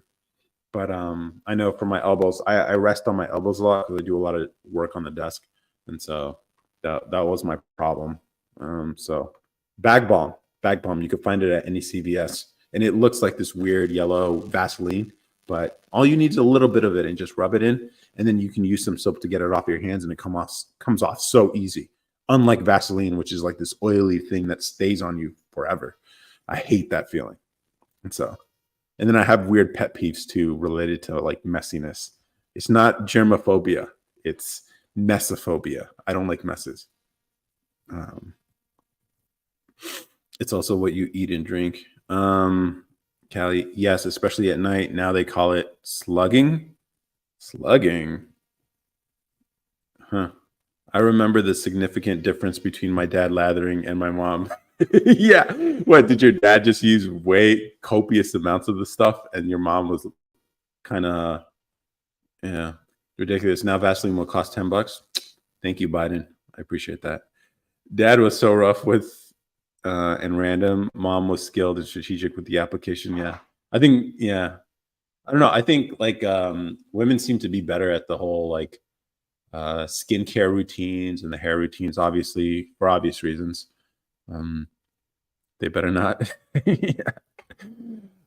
So that's an advantage. Here's the thing, ladies, if you guys want to get into content, I think any of you would be really good. Instead of obviously you can appeal to people who are like you. So if you're a black woman, you can make content for other black women, but even consider making content for men, sharing the secrets that women have known for decades, for years, for lifetimes.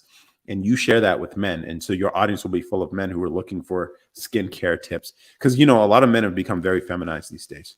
And so you can easily pitch them the content. So if you guys are interested, you could do that.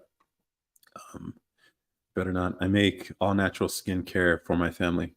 Cool. You make it yourself? Is that it? I want to do content, but I have an iPhone. That's fine. I mean, what you really need to get right is the audio. Obviously, for Instagram, it does need to be better quality, but I think it'll still work. You know what's better? Instead of upgrading the camera, upgrade your lighting, or at least find a big window. A big window, sunlight, you can't beat sunlight. And so, but if you can find a big window, post your iPhone vertical. Obviously, I would tailor this kind of stuff as bite-sized information that men can consume, and make sure your audio is on point. So if there's a lot of echo in the room, like probably right now you're hearing, not a good idea. So make sure you fix that. But otherwise, yeah, and then come up with content. If you want some strategies, feel free to DM me, and it'd be cool to get you started on this stuff. I think it's a whole lane for anyone who has expertise in this stuff for an audience that otherwise is underserved. Now, does that mean men will listen to that stuff? I don't know. It would just be a trial run, I guess. Body butter, aloe spray for hair and skin. Nice. Kelly, yes, we are. I'm going to get a new phone. I'm in my early 30s. I don't like spending money when things work. Yeah, I'm the same way. I like to use things. You can also get some deals on Facebook Marketplace if you don't mind taking a bit of a risk, but that's also an option. 1 second, let me turn on the light. It's getting dark in here.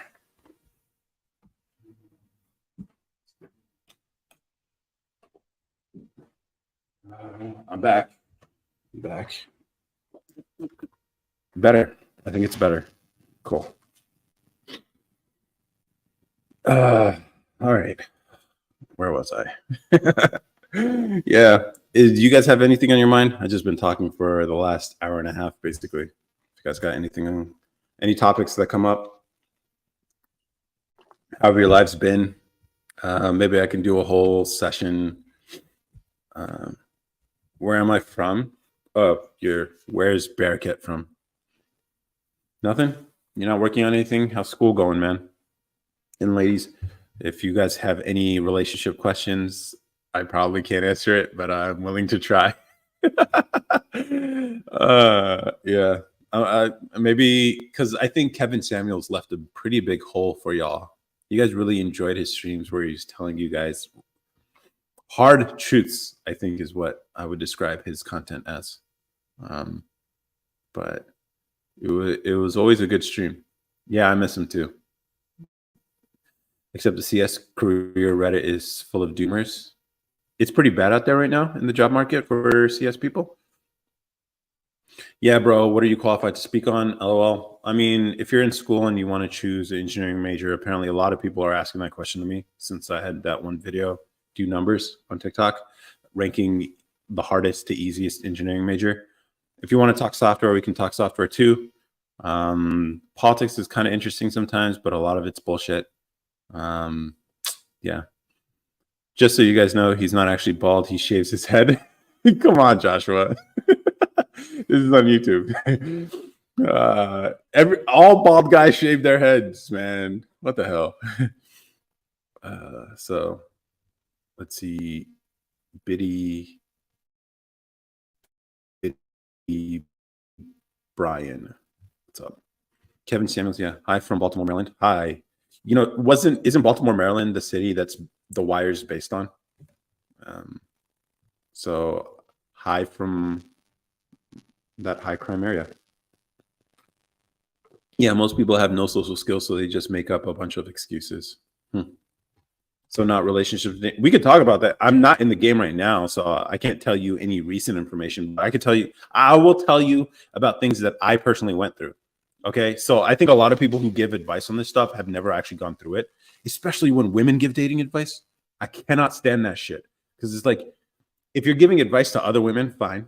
Okay. But women tend to lead other women off of a cliff. But the worst of it is when a woman's giving dating advice to men. It's just like, what the fuck would you know about catching fish, lady? You've never been a fisherman ever in your life. What would you know? And it's like, oh, we're coming from the position of like, we're receiving all this stuff. So we'll tell you what we want. It's like, no, no, no. You can't ask fish how to catch fish. Fish don't know about hooks. They don't know how to tie that bait on there. They don't know what types of bait work. They don't understand like how long you have to be and which ponds you have to fish in because fish don't know. Fish don't know. So that's the thing that always bothered me about women who give dating advice. It's just like, it's all useless because it's coming from a place with no experience. So if you have any questions about I can give you like first date advice. We talked about it earlier, so I don't need to restate that stuff, but talk about going back to school in my 30s, taking bio and chem. My attention span is crazy. The market is bad right now, though. Oh, is it? Only want to hear married people talk. That he don't like you, lady, is funny. I don't know if married people are even fit to talk about this kind of stuff either, because like you kind of have to have been in it recently for any of this stuff to make sense. But yeah, going back to school as an adult is kind of because like you have to get back into that mindset of like doing assignments and stuff, which a lot of people are not used to having done in a long time. And then also the learning part, because like a job will make you stupider. That's one of the things I noticed when I first started my job working as an engineer. I was like, yo, I feel myself getting stupider just working here. Like all the sharpness of like solving complex problems goes away. And so that's why I ended up getting my master's degree. Yeah. And because I was just felt myself getting dumber. And so now going back to school as an adult, you have to get back into that whole mindset again, which is going to be a grind. It sounds like you don't think women should be the approacher. Women will never approach. They're deathly afraid of rejection and expecting women to do that. Obviously, there are exceptions, obviously. But even when they approach, it's always going to be some subtle thing, not something overt like men tend to have to do. So, like, it is what it is. And so, like, you can't expect women to be men, you know? And that's, I think, one of the biggest problems with like men these days. You guys want women to be like you. But if they were, but you're not trying to date men. So like, why do you want them to be like men? So yeah, they are deathly afraid of rejection. They're gonna give you all these subtle hints that they think are super obvious, but aren't at all. And just move in a more confident way, fellas, understanding also being able to read the signals, which you can only learn by getting the practice. And so that's where the red pill guys will even tell you, go out and fucking go out on dates, get the fucking practice. They're the first ones to tell people to go touch grass. Yeah, all the mid-level people getting laid off. Ugh. So now they're gunning for entry-level jobs. Damn. Gotta go, but had a good time on this live. Damn. Oh, okay. Yeah, Brooklyn, Cali. It was nice seeing you here. I approach men directly. You are pretty rare then if you approach men. But lesbians are more forward than men. It's crazy. I'll leave in 5 minutes. Okay. I don't know. I haven't had any experience with lesbian women, but at least they can say they pursued women. So I can at least I would respect a lesbian woman's opinion on dating more than any straight woman. Like any straight woman, it's like, what are you talking about? Y'all don't know. You don't know. Being the receivers, you have the side of this equation that isn't useful to a person who has to pursue. So that's where I would say it's like, and here's the thing, any advice I would give is based on the things I've actually done. So like I went out on a lot of first dates that never turned into, because I don't see the point in turning something into a second date if we don't vibe on the first date. Like sleeping is fun, whatever. But I mean, you tend to start being selective as you get older and you've been on enough of them. I'm not saying like I'm a player or anything. Like I wouldn't say I have like smooth game or whatever. I think the thing that attracts women to me is my mind. And so just use what you got.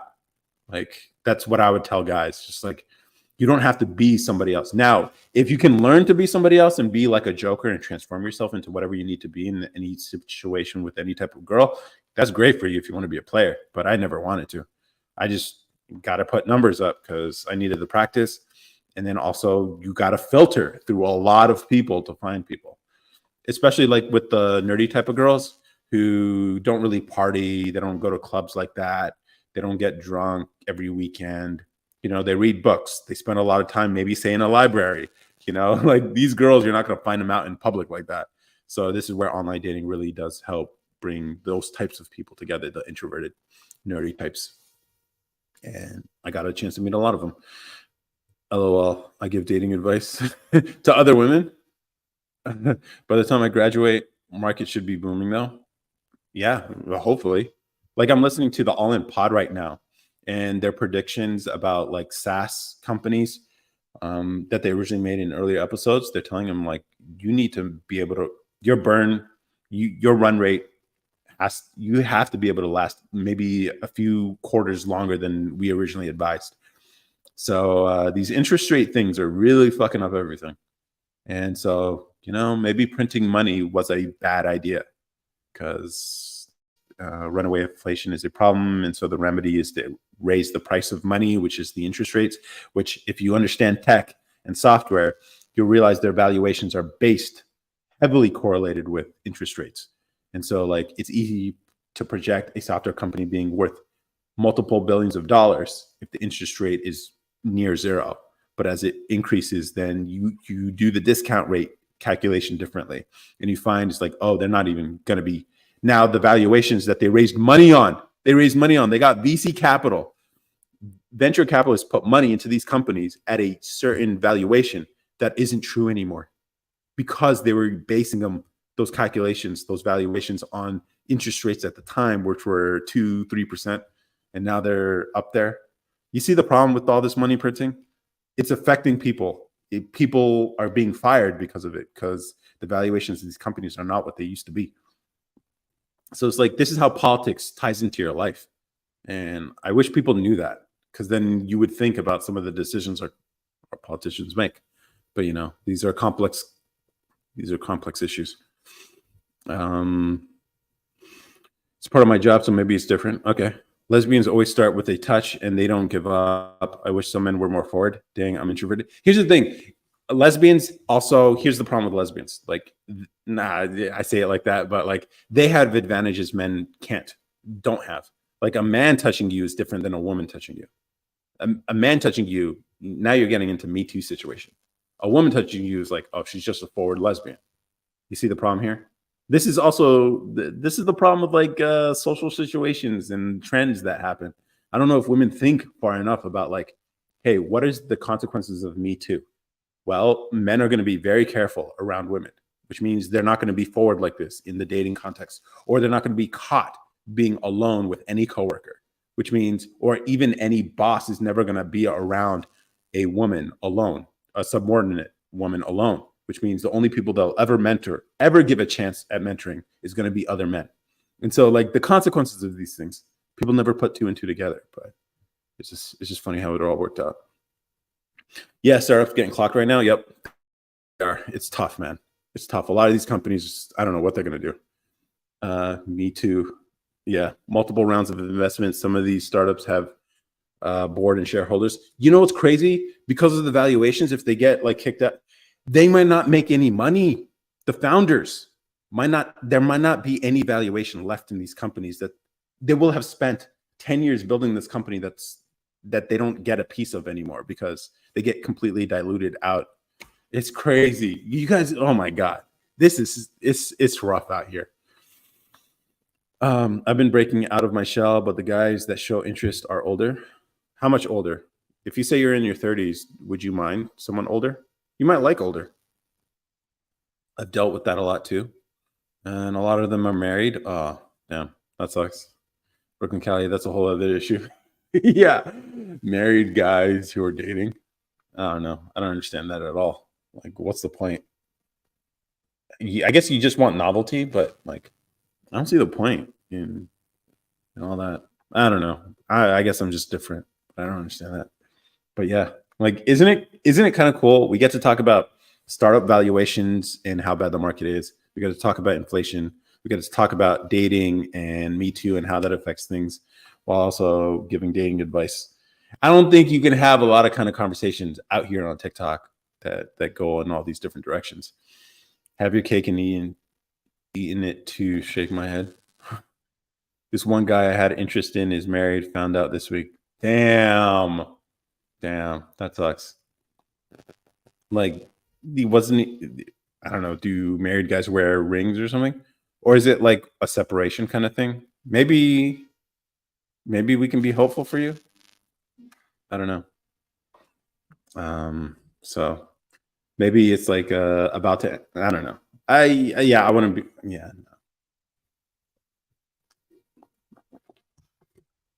they're always the flirtiest. Yeah. I don't know. I just don't understand why some men get married if they just want to play the field.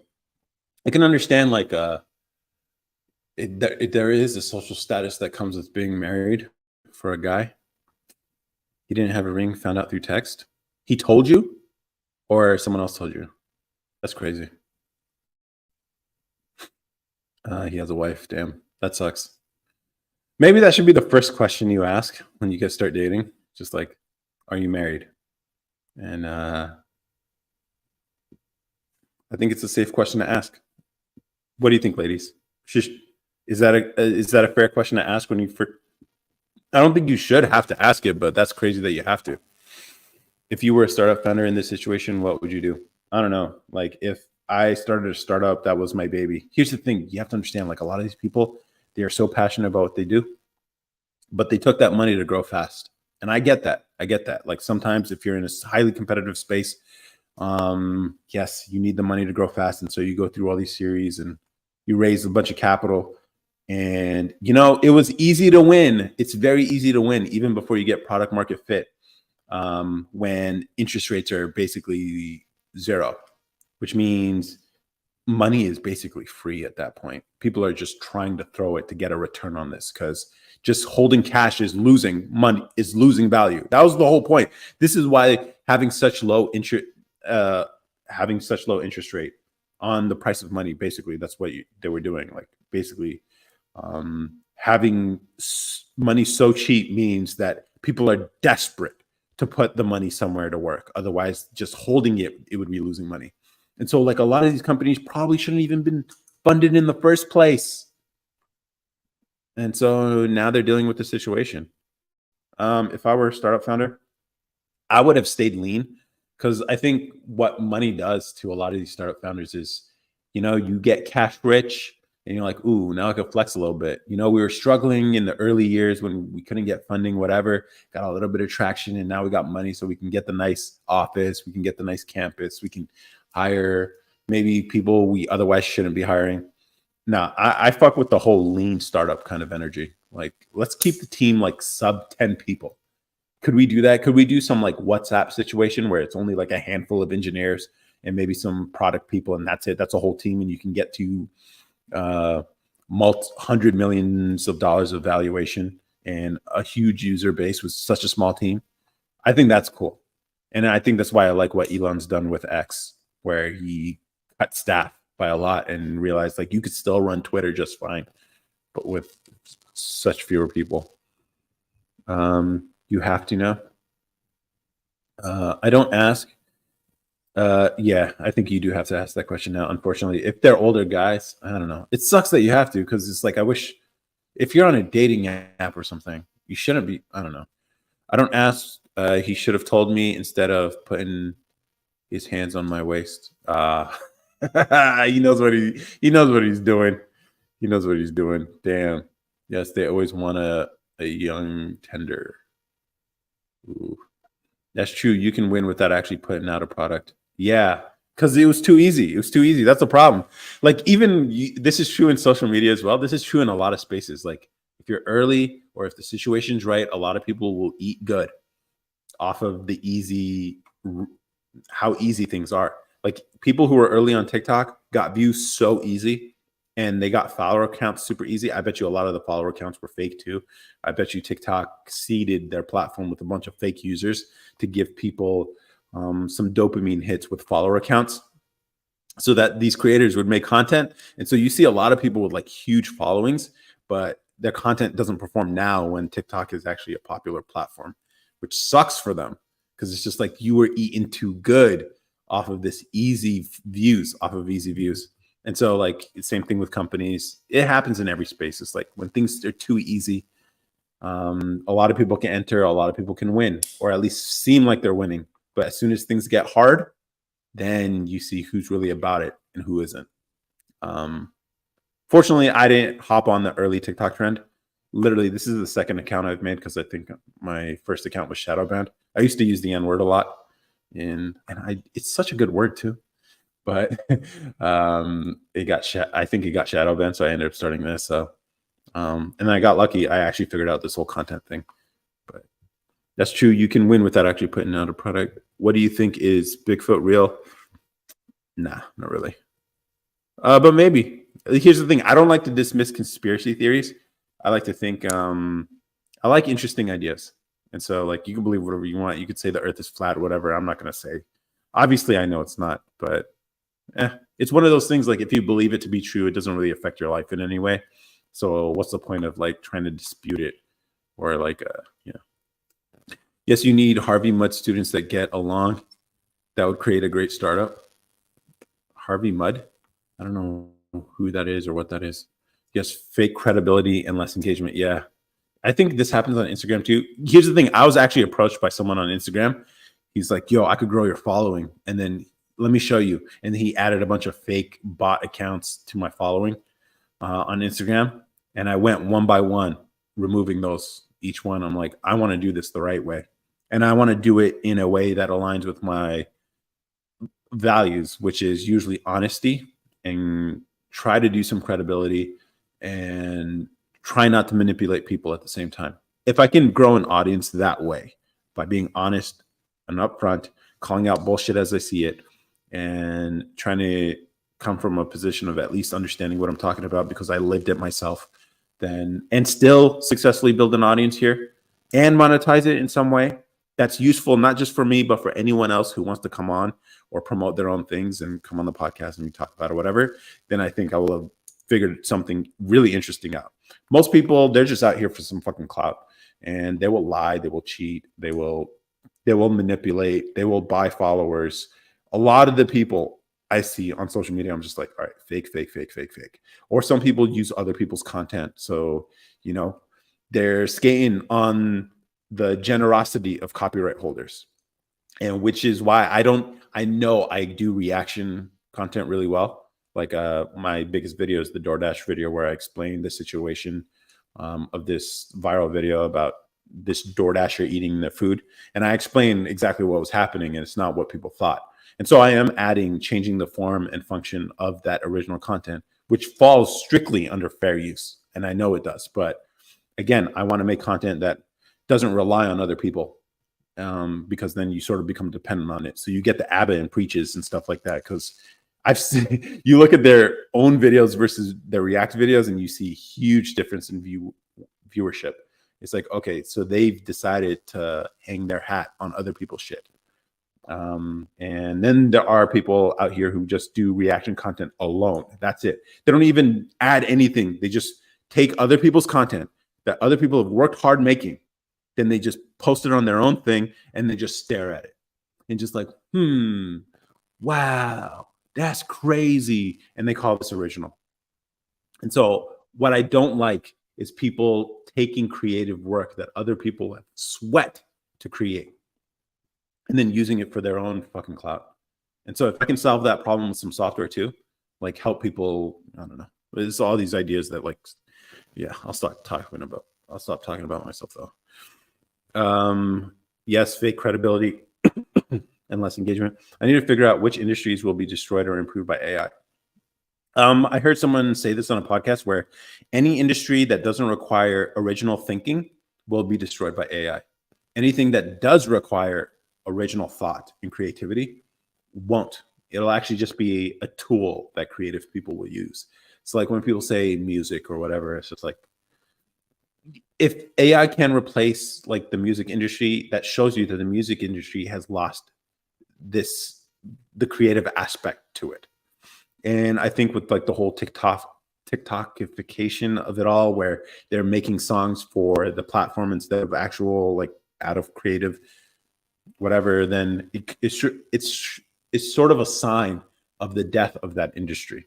If it works for movies, then same thing, like TV shows, all that. Or if it's like, so if your job is something that can be automated, that doesn't require a lot of thought, or at least independent thought or decision making, then yes, it will be improved by AI by those who use the AI, but it will take the job away. It'll take the job away. So really, the idea is being something that cannot be created, that cannot be produced with AI. And so there's this similar concept in software too, like living above or below the API. API is just an acronym for like application programming interface or whatever. But basically, it's a way to communicate to software in a structured way.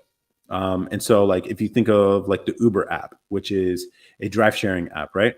So there are drivers who are on the app who get instructions from the app. And then there are users who give instructions. And this is all built by software engineers who decide how the algorithm is going to work and the structure of this whole thing. And so the people who are working with this app, who are below the API, below the software, getting instructions from the software, are the drivers. Those are the people who get hurt the most when things get commoditized.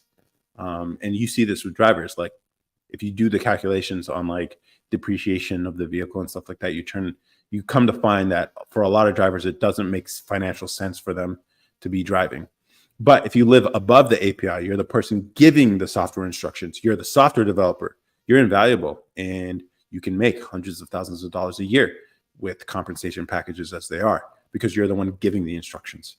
And so learn to be, or figure out how to become someone who can give instructions. And in the world of AI, giving instructions is being creative, having original thought that can't be extracted out of a computer because it's sourced from other creative work out there. And so that's the mission, if you want to. And then also learn how to use this AI stuff, because I think it's pretty interesting. You think bootstrapping is the way to go? I mean, I have a bias towards it. But if you have something like a hard tech play, it's hard to bootstrap because you need capital. So if it's an idea that you can easily build, if it's going to be a SaaS or whatever, you could probably build it pretty quickly in a weekend or two with the right technical people. But if you're working on some infrastructure thing or self-driving cars, like obviously you need a lot of money for self-driving cars. But there is a company out there who's trying to build electric airplanes. They got some VC funding. So they were able to hire the engineers, and they did a lot of the design work on computers. So they did get some VC funding, but like if you can figure out a way to at least get a proof of concept in the hands of customers or something, or at least a market that might need demand for it, and test the idea out, I think that's the way to go, at least in this world right now as it is, where it's hard to find funding. Many people join because people want content creator money. Yeah. Yes, a lot of dumb reaction content should be banned. Yeah. Here's the thing.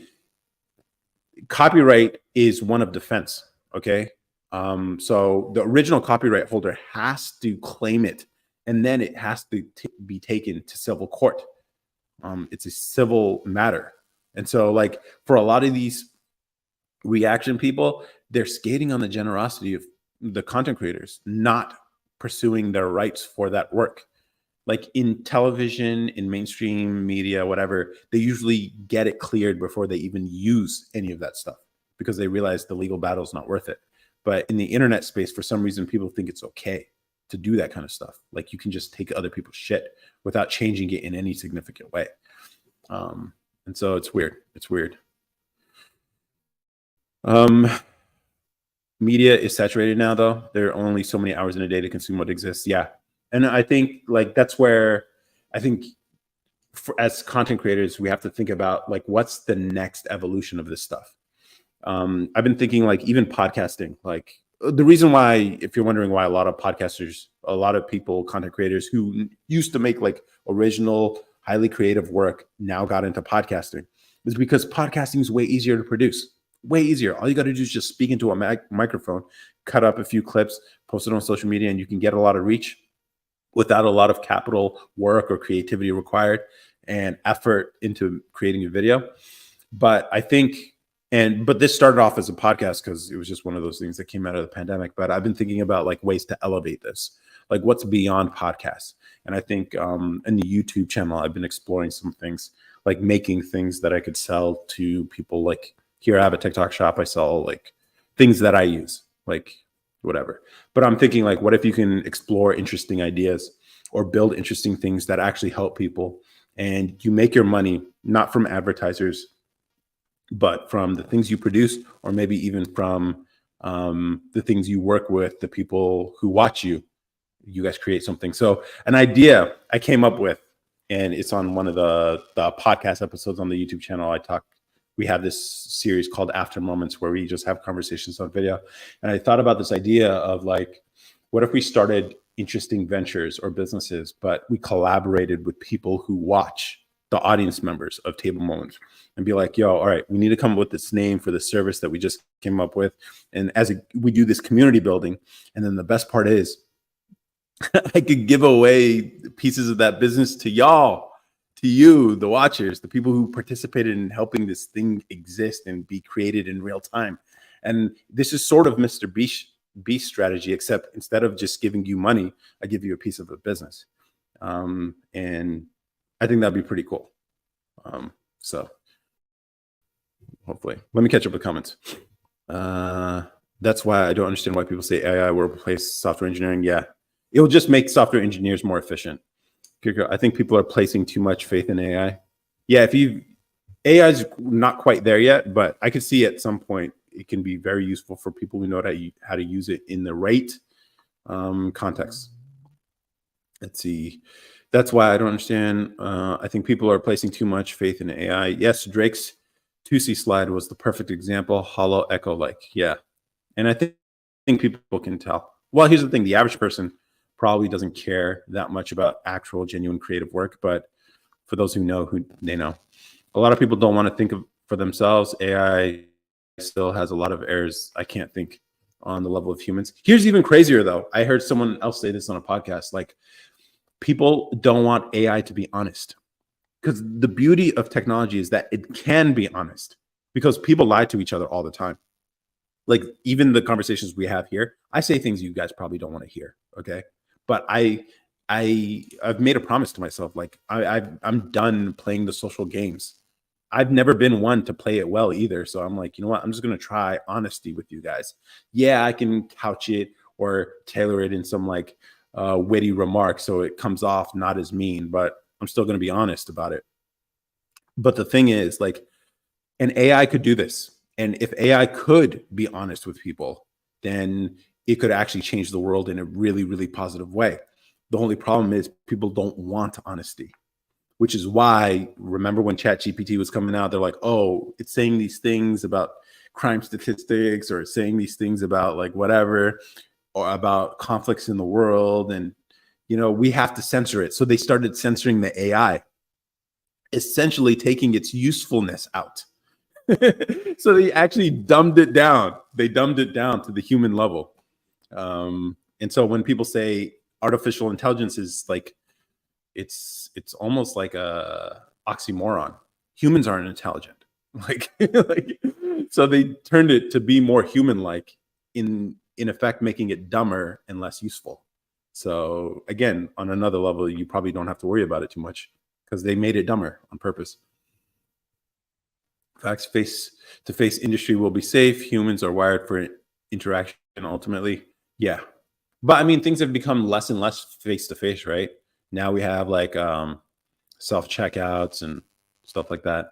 Like I think a lot of people like me included prefer not having to deal with anyone when I want to go do something. Now I do get frustrated when I'm at the self checkout and the shit doesn't work. That shit blows my mind. I'm like, all right, so you got rid of someone's job to give me a machine that works half the time, and that pisses me off. And when that happens, I just leave the shit there and I walk out of the store. I'm like, you guys put it back. I'm not dealing with this bullshit. Let me just go to Whole Foods instead. Yeah. Um, the I think it's going away because at grocers and retailers there are hardly employees. Yeah, at checkouts and most things require the customer to complete this. I got to catch up with these comments because like we're on the same page here. What's going on with the wallet? Yeah, I'm experimenting. You said you wanted something, so I'm experimenting with like a cover or whatever. So this one's transparent one with a cover on it. I also have this version here that I added to the TikTok shop, which is, it looks like paper, but it's not. It's Tyvek. It's the stuff that the it's actually a plastic that looks like paper with weaves in it. And this is the kind of material that they use to wrap houses to waterproof them. You ever see the Tyvek logo or whatever? This is not a new idea. People have made it before, but I also am able to fuse the edges with the heat impulse sealer. So I started using this, and my current wallet actually, where is it? I've been using it for like the last week and a half. Here's what it looks like used. It's thin, and yeah, it's cool. I like thin wallets because you can put it in your pocket. I'm also preparing a video because a lot of people are like, RFID, it needs a fucking shield, whatever. It's like, people don't know how these cards work. They're encrypted. They're time coded. It's not, you can't just scan them from a distance. That's not how they work. They have to be at a payment terminal. Like, people have no clue. It's like the TSA. You know those RFID shields and wallets or whatever? It's like the TSA. It's fake security. It doesn't do anything. So, but yeah, I'm experimenting with like backings that you could put in the transparent wallet, stuff like that. I also got some orders too, so that's cool. Yes, well-trained service people will level things up. Maybe mental health needs them. Mental health definitely needs human interaction. I don't know. I have some feelings about mental health and therapy and stuff like that that you guys probably won't like. But yes, I see hardworking people exhausted for having to check out at the end of a long day. Yeah. I think that's the intent, to wear us out. So we want AI more. Honestly, that's not a bad take. That's not a bad take. If someone asked you to join their live, would you? I don't know. If there was a purpose behind it, maybe. Like, I think it'd be cool, Jose. I don't know if you're watching. Maybe not now because I might have to get off soon. But I definitely got to schedule some time with you. It'd be dope to have us both on a live. If we set the topic too, and I think maybe the topic could be like milk of magnesia, yes or no. We just talk about that. I would have to watch the movie, so I'll do some homework and we could talk about it. But Jose was cool to have on. Jay Lindo Jr. on TikTok. I can't have free speech. Yeah, I can't. They won't let it have free speech, which is unfortunate because like I think people would live better lives if they got a little bit more honesty, or at least a perspective that isn't so biased. But you notice, like, ask it a question about Ukraine and Russia, and it can't tell you the nuances of that conflict because there's only one side you're supposed to know, you know?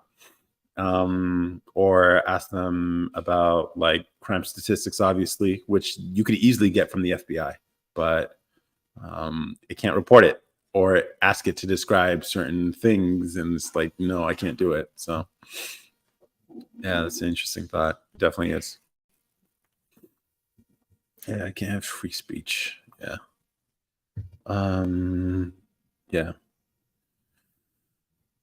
Yes, most people can't handle nuance anymore either, which is unfortunate, right? Like you even see this on TikTok Live where people just put, "Hey, Trump supporters, Trump is wrong," and just talk about dumb shit. Or like, it's like, all right, we can be nuanced about. And here's the thing: I think this is why I like the people who are drawn to this type of content, because we can have these nuanced conversations.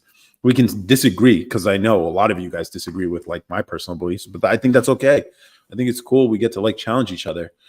There's a lot of things we agree on, and I think the one thing we do agree on is like wanting this more nuanced conversation that you're generally not going to find, at least on social media typically.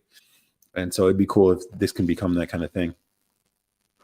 Okay, take care. This was a thoughtful live. Yeah, you're welcome, Miss G. Yeah, you guys have any? I think I'm going to call it quits too. So if you guys have any last comments, or if you want to come on the podcast, it's usually audio only through Discord. If you want to talk about anything, DM me, please, and we can get you on. And it's always a cool time.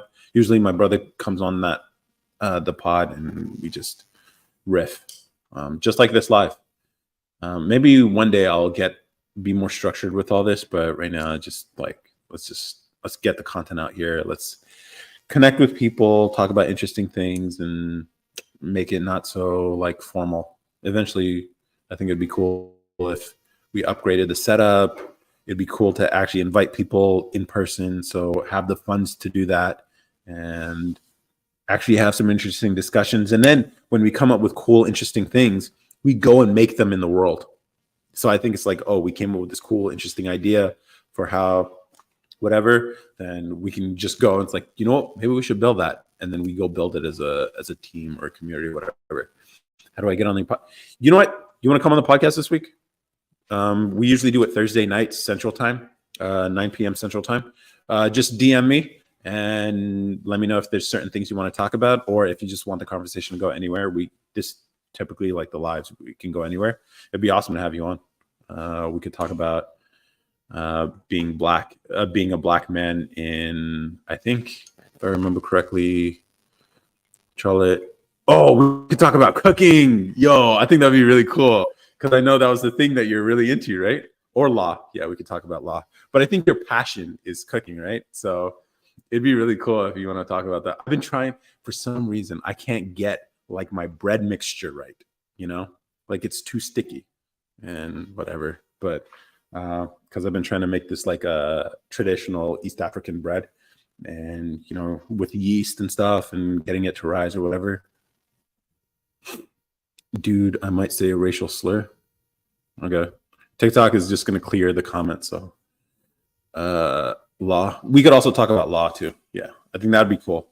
I'll have to do some research. And I think you said corporate law last time. So I do have some, I know I can come up with some questions related to that and maybe drop some knowledge. And then it'd be cool if we can even give you some clips to use if you want to use it for yourself. Obviously, we only do audio only for the podcast, but I still think they'd make some cool clips if you drop some gems there for people. Ooh, I can't help with that bread. Okay. Yeah, we could talk about law and cooking. That'll be the topics for this week if you're free. We usually do it Thursdays, but we can adjust. Just DM me, so I make sure to reach out to you, and we do it through Discord. G. Ooh, I can't help with that. GS kind of right. Okay. Rue didn't even say thank you for my roast. I'm not an NPC, bro. But cool. Feel better. Let me check my schedule. Yeah. And get back to me if there's another day that works better for you. Let me know.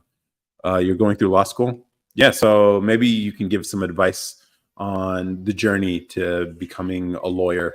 And it could be a really cool episode for a lot of people, because I notice a lot of people, young people, are really struggling with like making life choices about their future. At least for me, the advice I've been giving to people, because I had one video talk about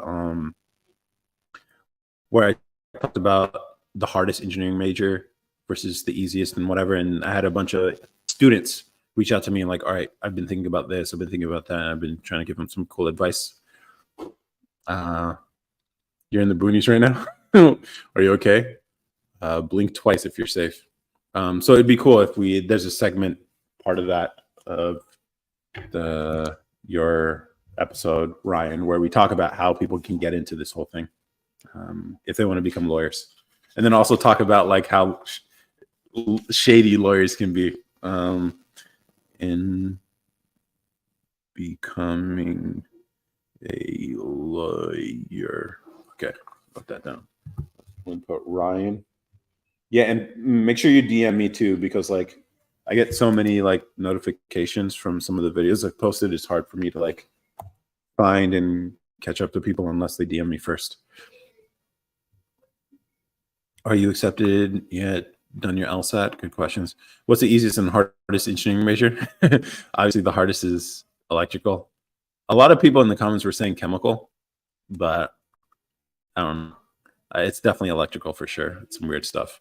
And then I would rank computer engineering sort of related to that because it's electrical, but in this computer space. So those are like top tier, tier one, super tier, hard. And then below that, you probably have mechanical, aero, materials might be in there. Maybe chemistry's in there. I forgot to mention it in my video, but I would include that in there, maybe on the lower end. And then obviously like civil's easier for sure. I don't know, civil engineers hate to hear that, but it's the impression that that kind of stuff has on the other fields of engineering. Although it is the one field of engineering that requires professional certification if you want to do anything significant in that space. So you have to go take your fundamentals of engineering exam and then work as basically an apprentice for I think a couple of years before you take your professional engineering exam. And then once you pass that, then you can actually be the person signing off blueprints for like bridges and infrastructure projects and stuff. So those are the hurdles civil engineers have to go through, which other engineers typically don't have to do. And then computer science it's hard to classify it as an engineering field, even though plenty of people want to think that, but it's a lot of like conceptual math stuff. Let's develop some legit healthier cookware. Interesting, Miss G. That's an interesting one. See, it would be cool to have you on the podcast to talk about that kind of stuff. And then if we share the idea, we can, and then the cool thing about having a platform like this, we can share the idea with people and be like, hey, is this something you guys have even considered? Like healthier cookware for your lives. And then it's like, okay, now we can put together an email list of people who are interested in buying this thing. So you already got demand generation there. And then it's just a matter of like using your expertise and then whatever I can bring to this whole thing. And then we can actually create this stuff in real time. And so it's like sort of Kickstarter vibes, but instead it's just we're all building something interesting together, obviously, and then share the wealth with everybody. Civil engineers are typing fiercely now. Yeah, because in civil engineering, if you mess something up, you're guaranteed people are dying. Yeah, so the stakes are way high. I don't know, like mechanical engineers got to deal with stuff. Like a lot of infrastructure depends on mechanical engineers who operate it. So although civil engineers might design the original thing, it's mechanical engineers probably who are operating it. Yeah, because in civil engineering, yeah. My friend got the Feynman Prize and he's working on making chemo less painful through nano. Interesting. That's a really cool application. What about structural engineering? I think that falls under civil, like depending on the school, they have different names for different things. Oh, and Joshua here says nuclear engineering. Yeah, got you, bro. Nuclear engineering is some weird stuff, but it's not typically taken in undergrad. So that's why I didn't give it a special teams mention in the video, but it's not something people typically take in undergrad. So I left it out of the whole classification stuff. But fair enough. Yeah, nuclear is definitely, I've taken a course in nuclear engineering and it's some interesting stuff. It's kind of mind bending too. And even like the units that they use, like Barnes, which is like the probability of, it's a cross section. It's a weird unit of measure, but it's also hilarious too, the naming of it, because it's like a reference to like you couldn't hit the broadside of a barn. But basically it's this unit to describe the probability of a nuclear reaction, or at least the bombardment of a nuclear particle, described as a surface area. It's so weird. It's so weird. Like, and it took me a while to really understand what that meant. Yeah. That's because undergrad is for normies. I agree. Undergrad is for normies. That's Joshua from YouTube. He's on YouTube. What makes electrical engineering the most difficult? Is it because of all the math? I think it's because it's hard to conceptualize. Like, it's hard to look at a circuit board and understand what's going on unless you're like, all right, oh, here's a diode, here's a capacitor, and this is why that's there, and this is why this is needed, and here's how electricity will flow through the operation of this circuit. Like these are hard things to conceptualize, and then until you put the thing together and you realize something starts smoking, and you're like, oh, I used the wrong size resistor for this, whatever.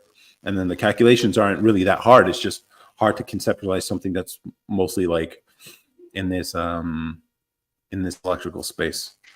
Like I think the fields that are, and then also understanding like the flip side of it. Electricity is like the flip side of magnetism and vice versa, and how that plays a role in the interactions of electrons and devices and stuff like that. And then trying to build something useful and knowing that, okay, here's how you build a circuit or whatever for this specific application. And then you can get into signal processing and stuff, which gets weird. I mean, you do control system stuff in mechanical, but like imagine trying to like process an electrical signal. And building a circuit that can do that without noise and having all the pieces you need to make sure you get a clean signal. And like I did a little bit of it doing the whole mechanical engineering thing, with like analog to digital converters and stuff, dealing with like some of the complex math that's associated with it and stuff. It's just a harder thing because it's a lot of conceptual stuff that you can't see. I'm on TikTok to feel the pulse of people here to see what they're looking for. Yeah, that's always, I think that's a good use of social media to understand where the zeitgeist is. Sounds like it gets wonky real fast. It can get wonky, and it's the hardest one of the basic engineering undergrad majors. Now, once you start getting into higher level stuff, all of it gets complex. But it's not relevant for a video that's meant to have broad appeal. But it's such a time waster. I did better just being social. Yeah. Yeah, and you have to understand like the algorithm sometimes can play games on you. You're not really sure if it's showing you what's actually out there or what you just seem to resonate with. So like if you see my feed on TikTok, you're going to see a lot about content creators and ideas and success stuff. So like businesses or whatever, because that's what I'm pursuing. And occasionally you see some software stuff too. But for a lot of guys, you see a lot of thirst traps. So yeah, it is bait. They're not here to help people. They're here to get your attention. And that's oh, by the way, Ryan, if you're still here, man, I should have brought this earlier, but I finished the book. Dude, it's worth reading. It's still relevant. This book mostly focuses on how blogs, like smaller blogs, are like feeding up the food chain. So basically, he describes Ryan Holiday here. Trust me, I'm lying. Confessions of a Media Manipulator. He explains how news propagates from the bottom feeders all the way up to like major news outlets. And the nature of the medium, the internet, is the reason why news is shaped the way it is. And why a lot of it's fraudulent, a lot of it's sensational, a lot of it is like wild and crazy headlines. A lot of it is fake because it has to be, because reality is actually quite boring. And so like, and also why like how to influence it in your favor. So if you actually want to get some attention, he tells you how to do it. It's like, you don't start by, you can actually pitch these people. You can pitch smaller blogs, smaller accounts on social media. Now, instead of doing directly to blogs, you might go to people on social media and be like, hey, I got a cool video you can make about this thing. Have you seen this controversial thing about whatever, even though you might be the source of that thing? And so he talks about like games he would play he used to be the like marketing director of American Apparel. And he talks about like, yeah, I got a billboard put up for American Apparel, and then I vandalized it myself. And then I anonymously emailed this whole feminist take about like, we just vandalized this American Apparel ad because blah, blah, blah, and created all this stuff out of nothing. And you really can make news out of nothing. And people are out here doing that purposely to manipulate everyone, including you. They're doing that. It's worth a read. And it can be frightening to understand how fraudulent all this stuff is. I always knew how fake a lot of the stuff out here is. I didn't realize how fake it was and how this news actually like travels through people. Review. Let me just do a quick review right now. Worth reading. It's worth reading for sure. It's well written too.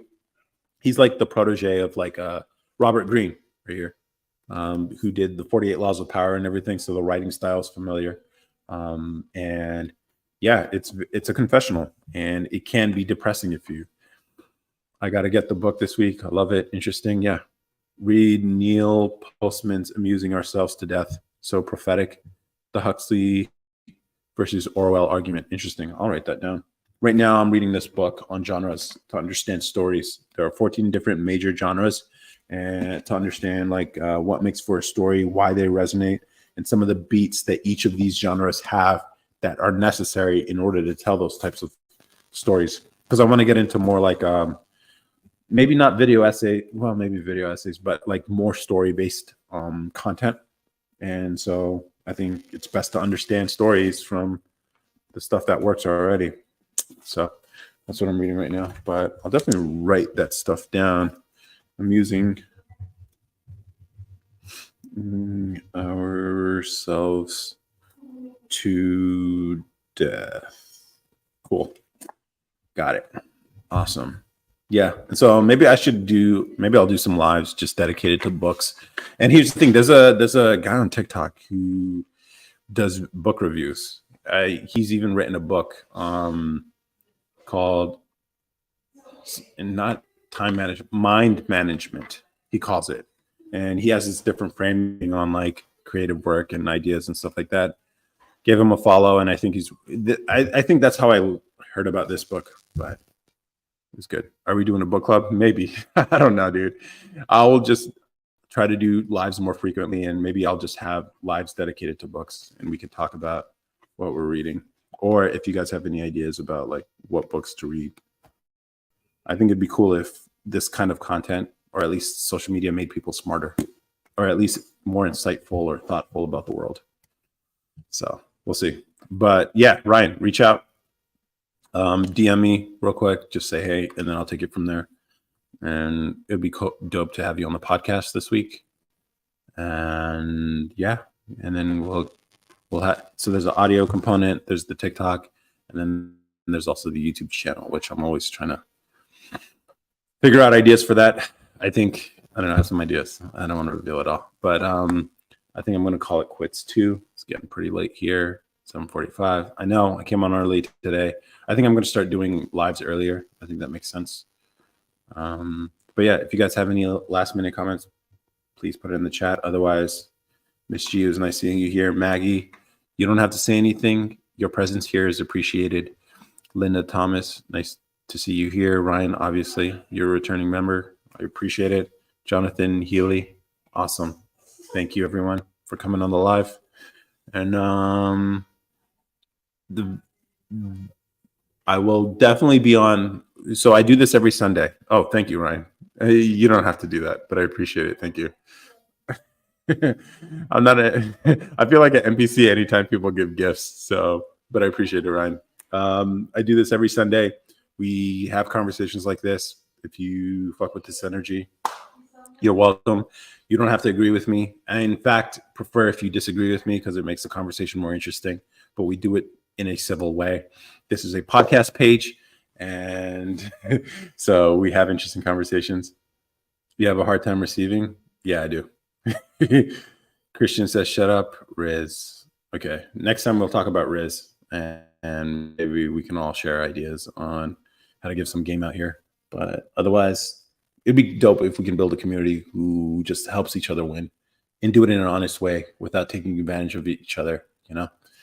So cool. But otherwise, appreciate it. Everyone watching. I'm gonna call it quits. Let me end the stream here on YouTube and Twitch. Joshua, thanks for coming in. I think you're the one watching. You will always be the first, man. You'll always be the first. So I always remember the people who were first part of this. Like they stick in my brain forever. So you're a part of that. But let me end on